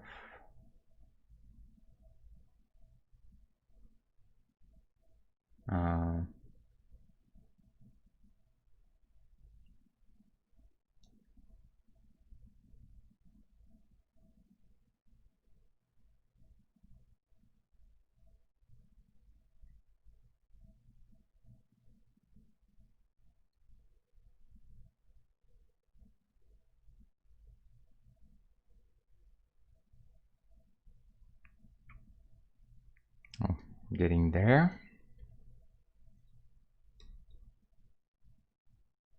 You see, looks super tiny.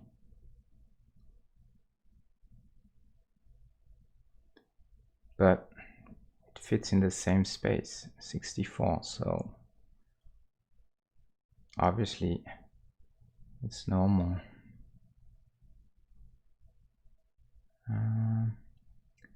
What else? Oh, missing a handle for the door. So door is around here somewhere. Yeah, about here.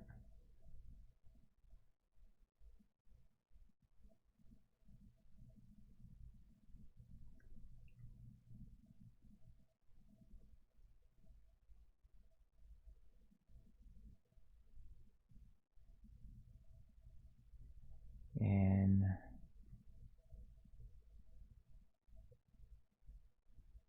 here we can suggest the door panel. That.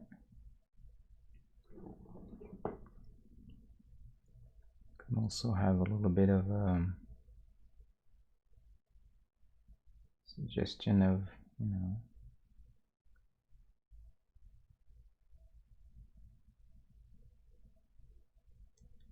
of thickness there, just as I did here.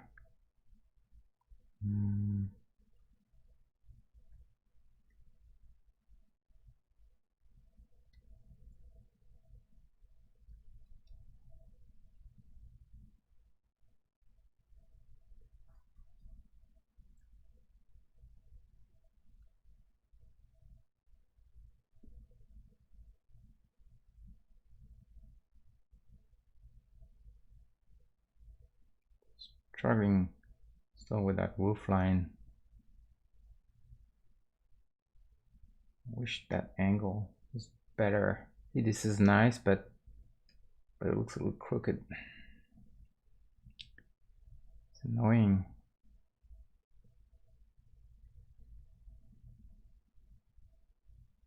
Very tricky, this angle.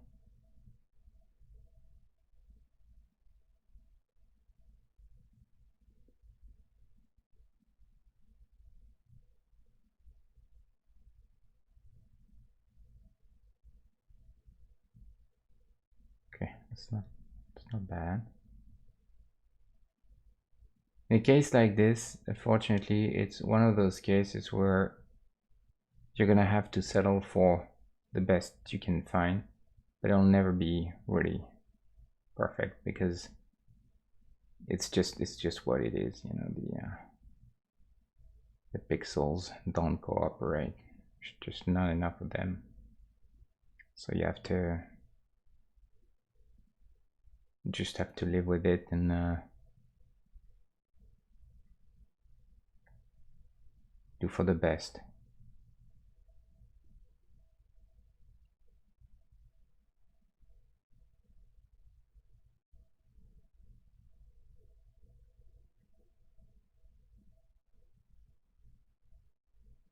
Think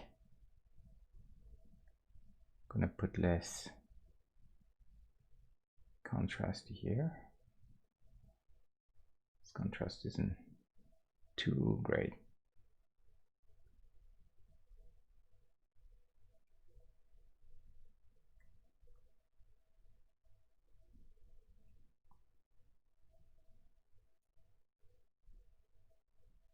I'm gonna clean that up.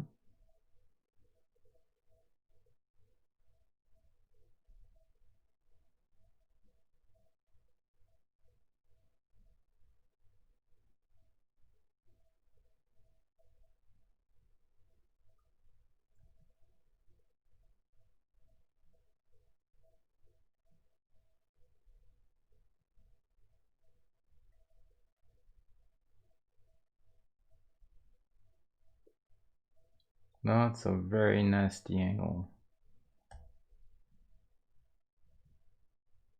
It's unfortunate. Yeah.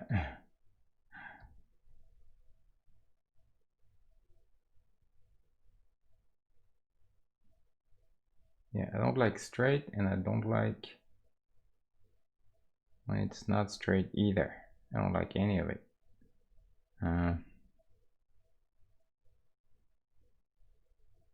Well,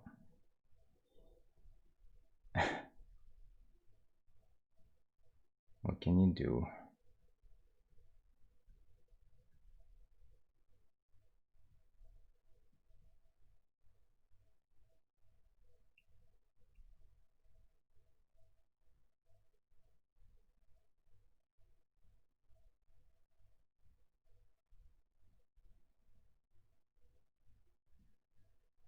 I like this shit, this shape, this curve there. So I would like to try and convey this if possible.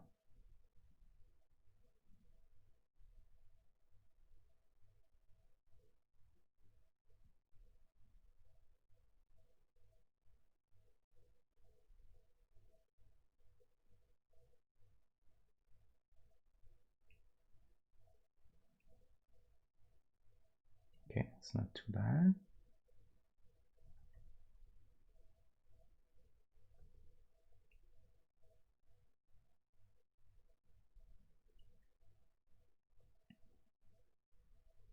It's too high. Ah.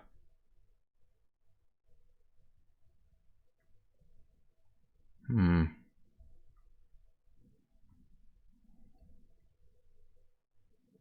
Nope. No. It's not good.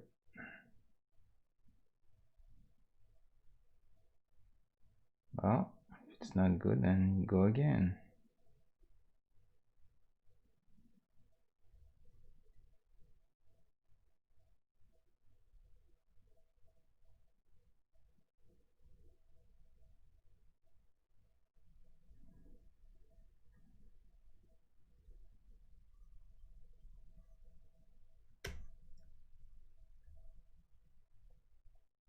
Very uncooperative pixels. But we can bend them to our will. Just a matter of time.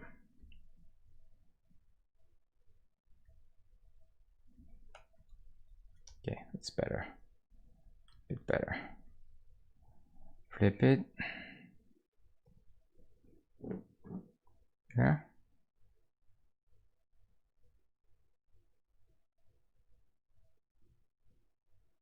I still don't like this, to be honest. There is something here that just doesn't work for me.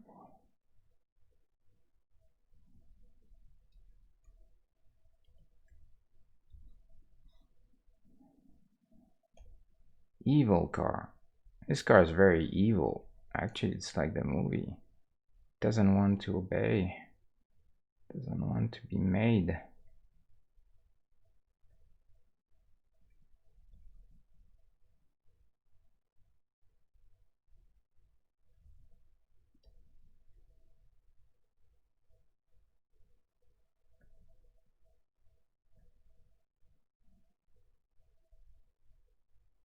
Has to though.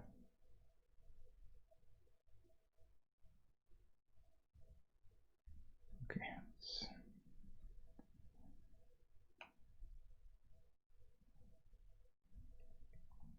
See? Okay, yeah, this is a bit better. I think it's a bit better. Now, however, I think this needs to.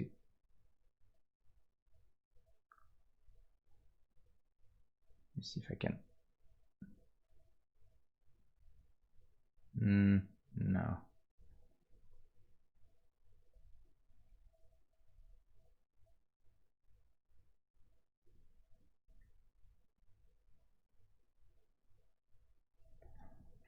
Something like that. The chrome, everything. Let's see.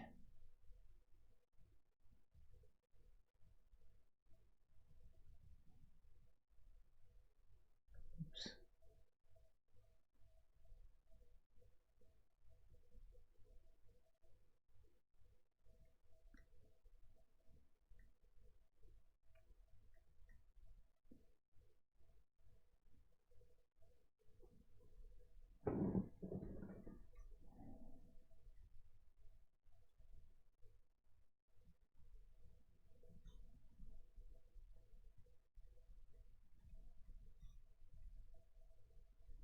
Oh, see? Okay, I know.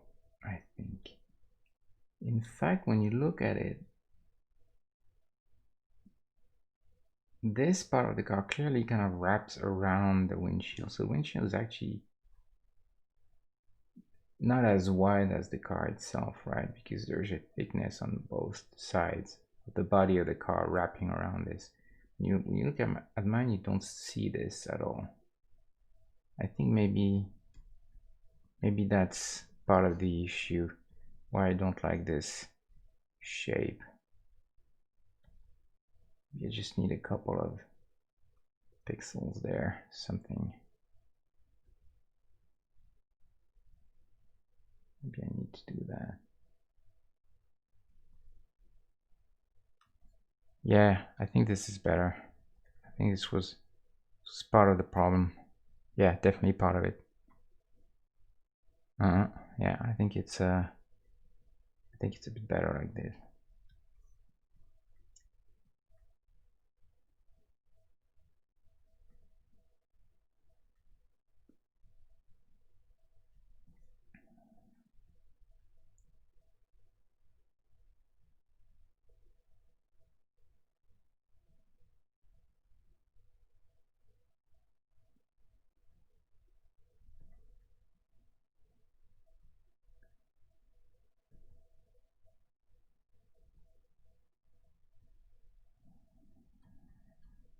Okay.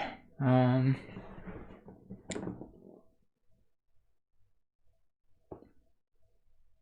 think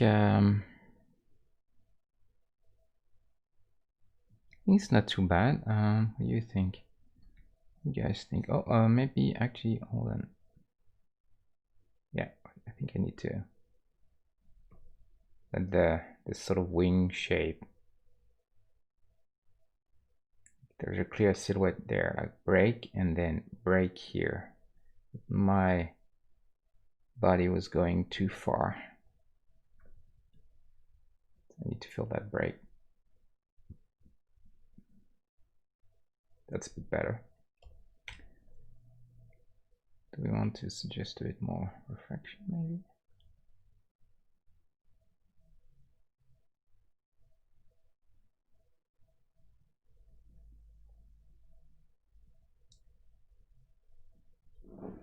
Yeah, I think that's better. You guys think? Yeah, it's better, definitely. It's a better shape to the trunk. Oof, that's hard. The pixels are very present. Jesus. It's unfortunate, but we're just gonna, in that case, we're just gonna do a little bit of anti-aliasing. I think we have to do it. And it doesn't matter anyway, because it can read as a reflection that catches the edge, you know, of this actually. So it's actually, in that case, it's fine to do that. Yeah, I think it's okay. I'm gonna go brighter there because I want to be able to read this.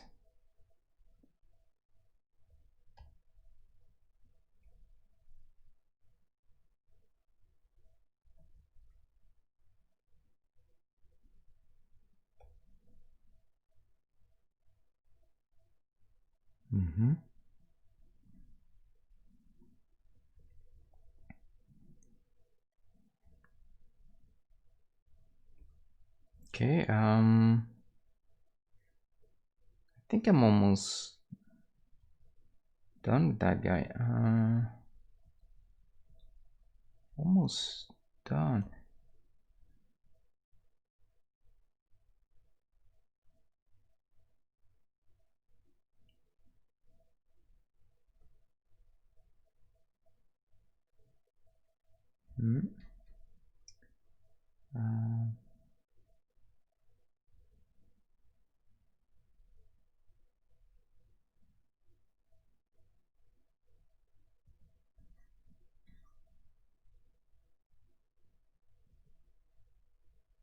If I want to, no.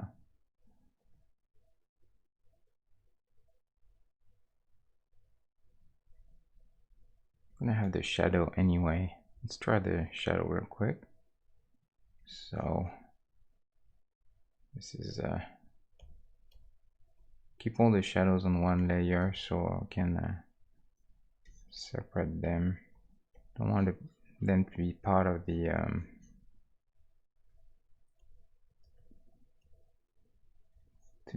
the sprite, so I prefer to keep them on a separate layer.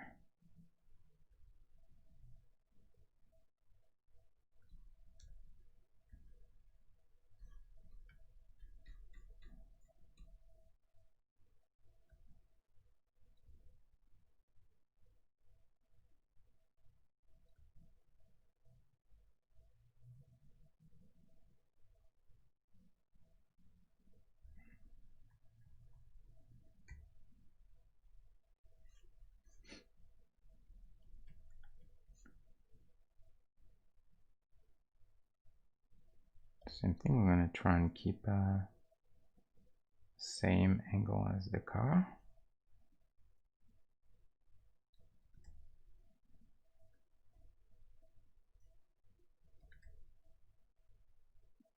Like that. Makes sense.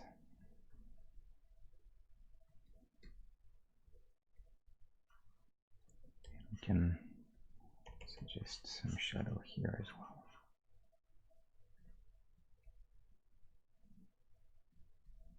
This. Maybe just a tiny bit there.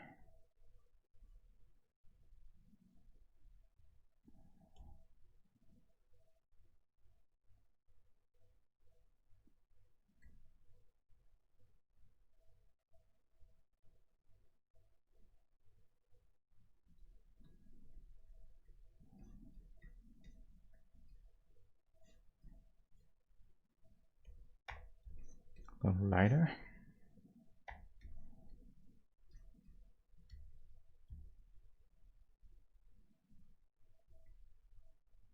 In that case, it's getting too close to the value of the shadows. It's very hard to read. So I'm gonna fix this. Maybe go darker. If you want to make sure it reads, I have to go either really much lighter or much darker.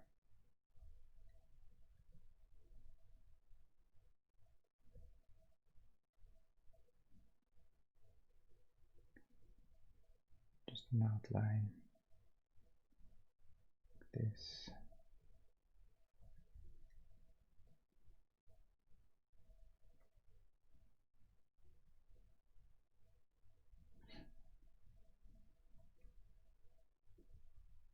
Something like that.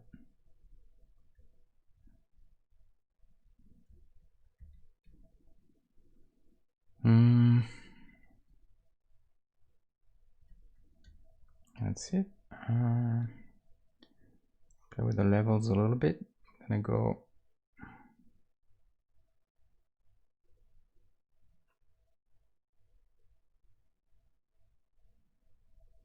just a bit more contrast.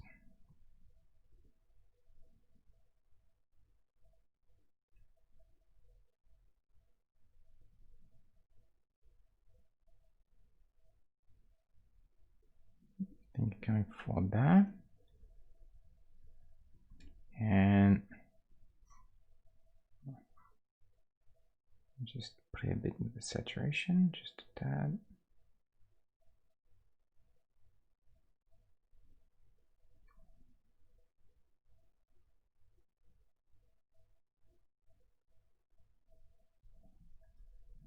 Something like that.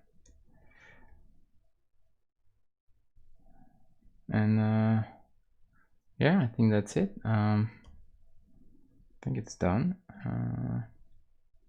Trying to see if there's anything that could have been done better.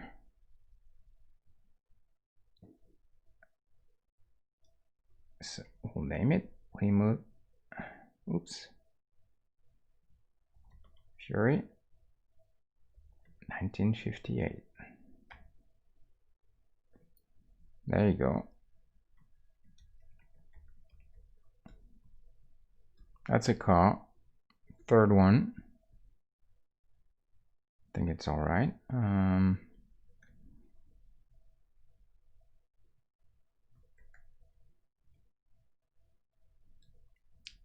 Just this. Fix this. This is very, look at it, this is very straight, right? But if you look at me, I have this curve here, but it curves too much there. I think it needs to be more straight.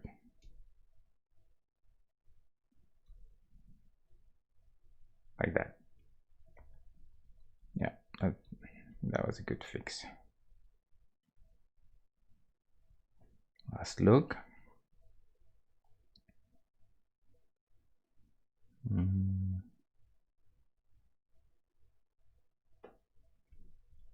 me try something real quick. This color. See if I can have a little bit of an outline.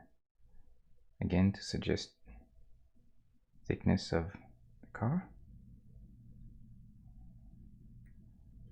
Yeah, I think it's better. Helps a little bit to define it, define the edge, you know. We can do that. A bit too much contrast. I'm gonna bring down the contrast a bit. Too much. Just fix this. There. Yeah. And I think I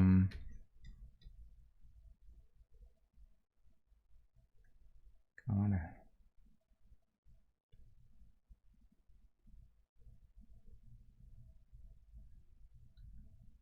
that part here. It's not easy because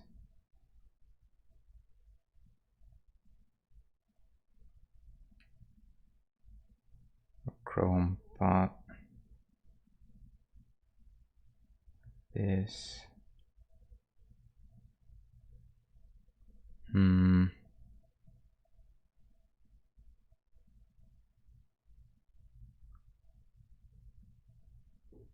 Should I try to suggest those little, whatever they are?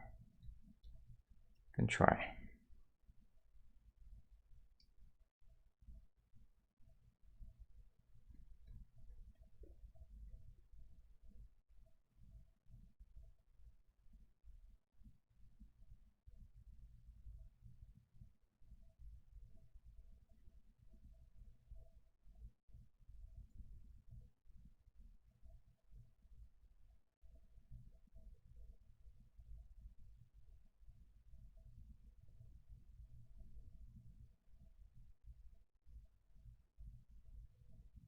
I don't know.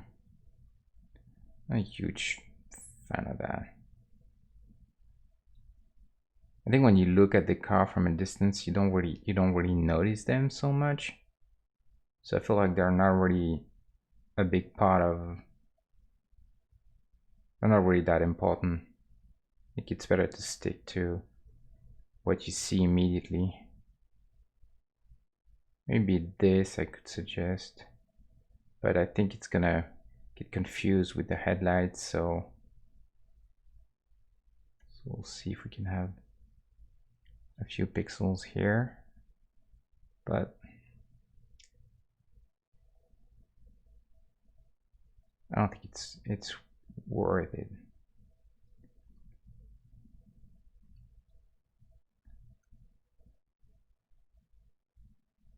It just messes the shape of everything. If anything, actually, this kind of almost like a point to it, so it's almost like the opposite. It's almost like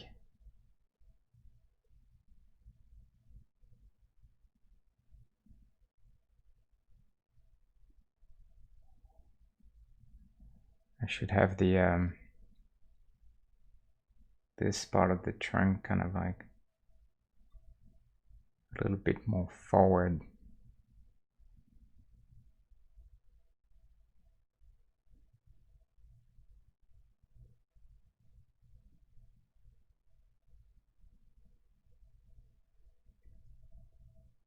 Just 1 pixel.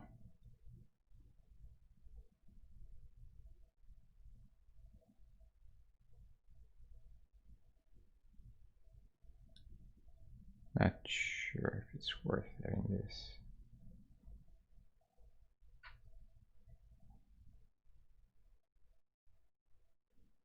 I mean, maybe it's all right. Wish I could have done a little better for the wheels, to be fair, for the rims. Those things, they're very very tricky. There's not much you can do there.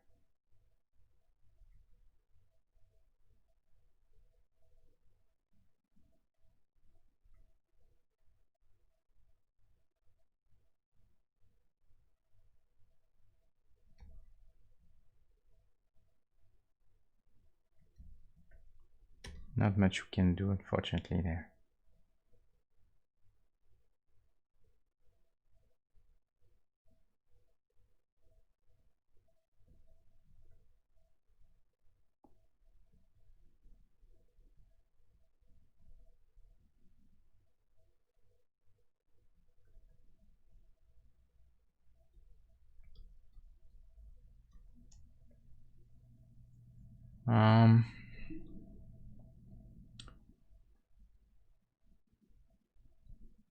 I think I'm gonna be done.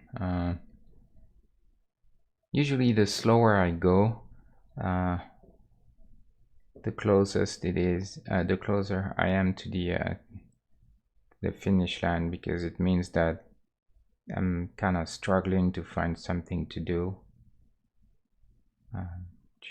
which is usually a sign that most of it is there. I think I'm gonna be done.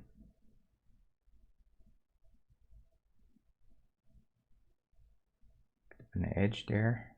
Not bad.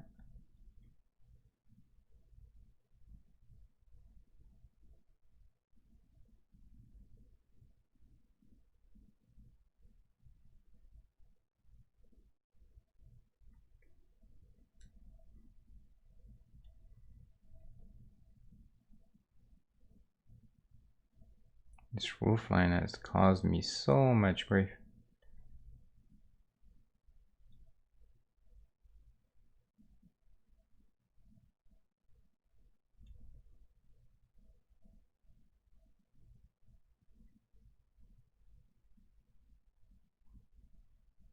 It's very tricky.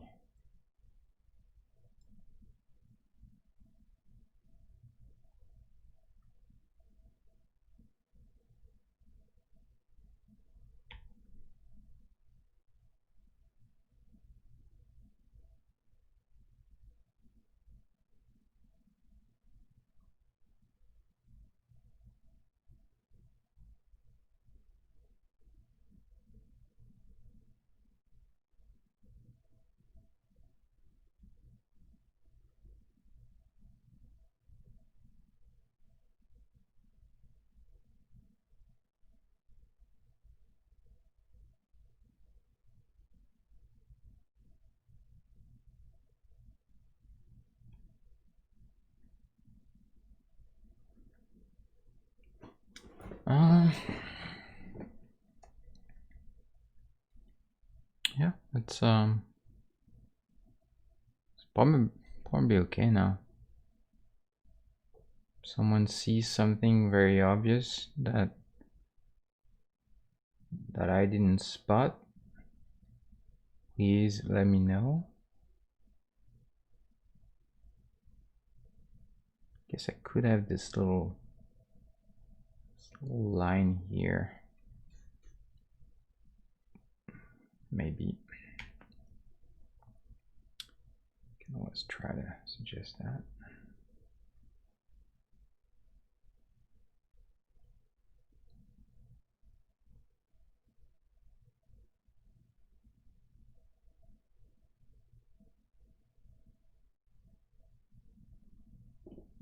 It's a little detail.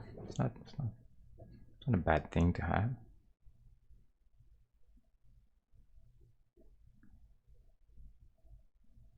Is there anything else that could? Should I suggest the? Probably not.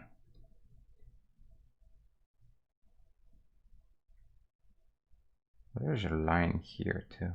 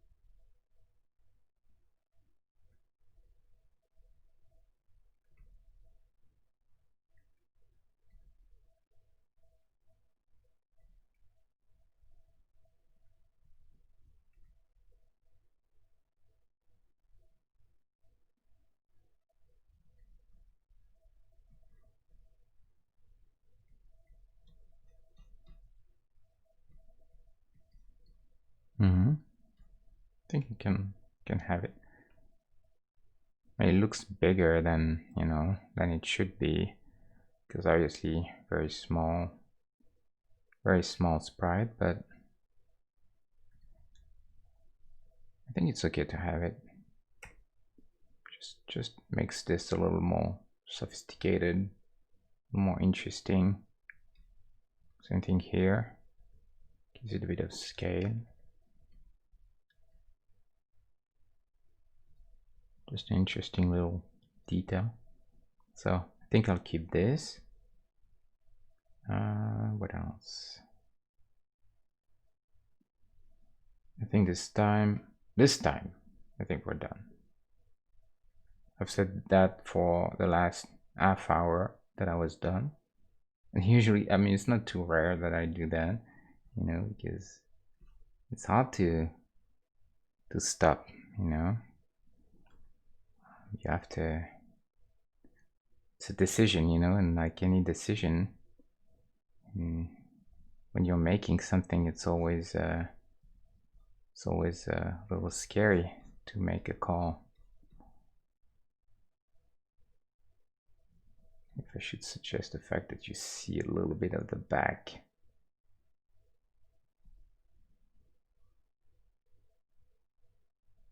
What do you guys think? Should I do that?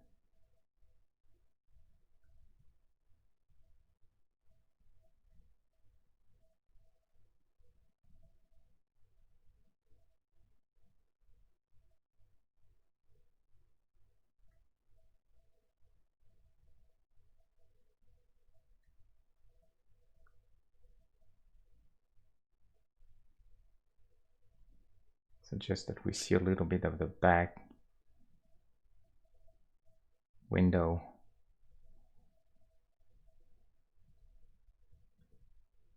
Let's see, like this or like that. Let's see. Here or that. I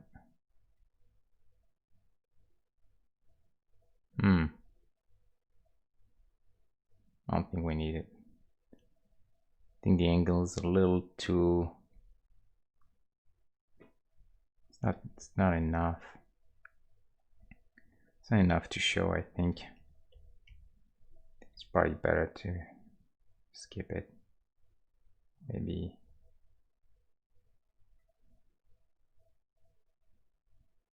Yeah.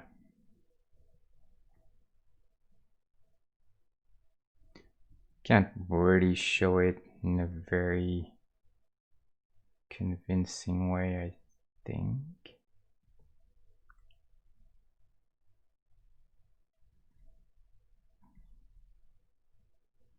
Maybe that. That's not too bad.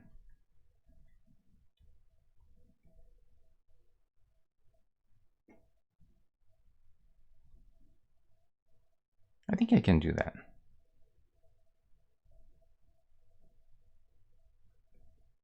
I think I can do that. We'll keep that. I'll look at it tomorrow, and if I feel like it's weird, then, you know, maybe I'll fix it then. So, now I think we're done. I swear. This time we're done. Or are we? See here, I feel like I'm too close to the wheel there. There's a space there. Maybe I should do a little bit of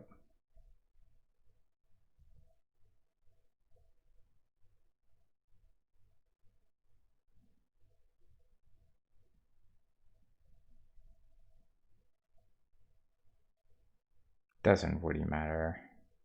However, it seems it's going lower, right? So maybe I actually need to go a little lower there. 1 pixel lower.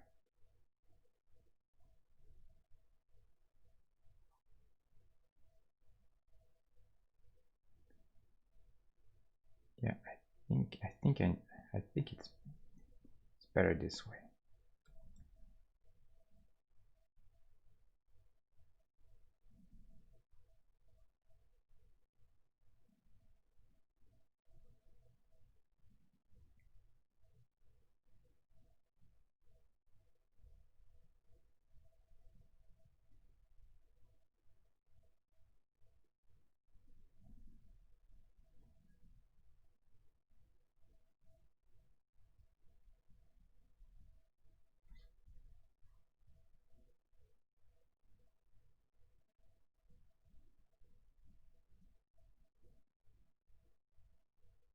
I'm gonna go dark underneath.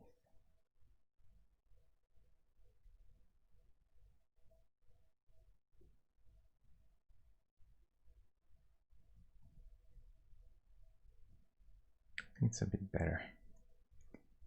And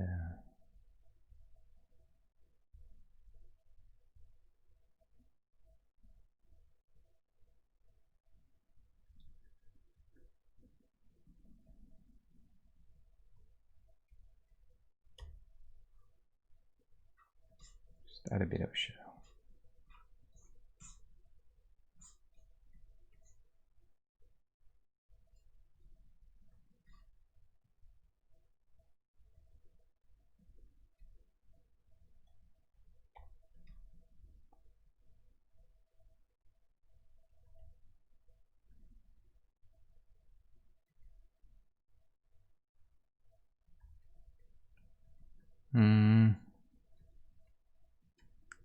Yeah, I think it's gonna be it. Now let me show you something real quick. Remember we took this and then we scaled it down using nearest neighbor. I used 65. Now look how different it ends up being. If you look at all the proportions and everything is a little different. See, this one seems longer, doesn't have the same. This one is more flat, seems a little wider. The back of it in particular, the wheels are more even. These, they look different in terms of size. So that's why I was saying this is a starting point, but you'll end up with something that will look a little bit different anyway in the end, or quite different. And what matters is really that this is more in line with everything else. You know, they have a little bit of a stylish little, you know, little cartoon, little toy cars, you know, as this looks much more realistic, like a photograph. So that's why the scaling down is good to, in order to save some time, but it doesn't mean that you have to stop there. At least for me, I try to make sure that everything I do falls in line with the rest, you know. Otherwise, people they can feel it, you know, when they look at it, they feel like something is not quite right.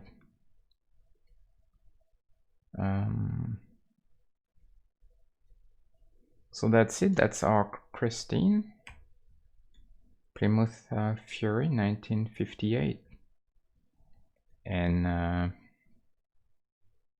yeah, that's the first car that I did on stream. We don't save this. We're done. Save that. I'm gonna look at it compared to this real quick.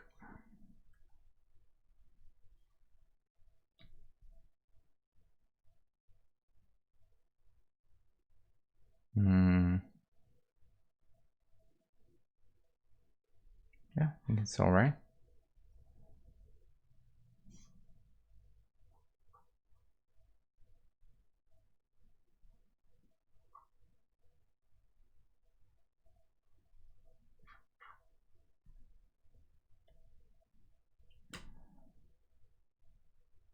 There you go, guys. I'll save that.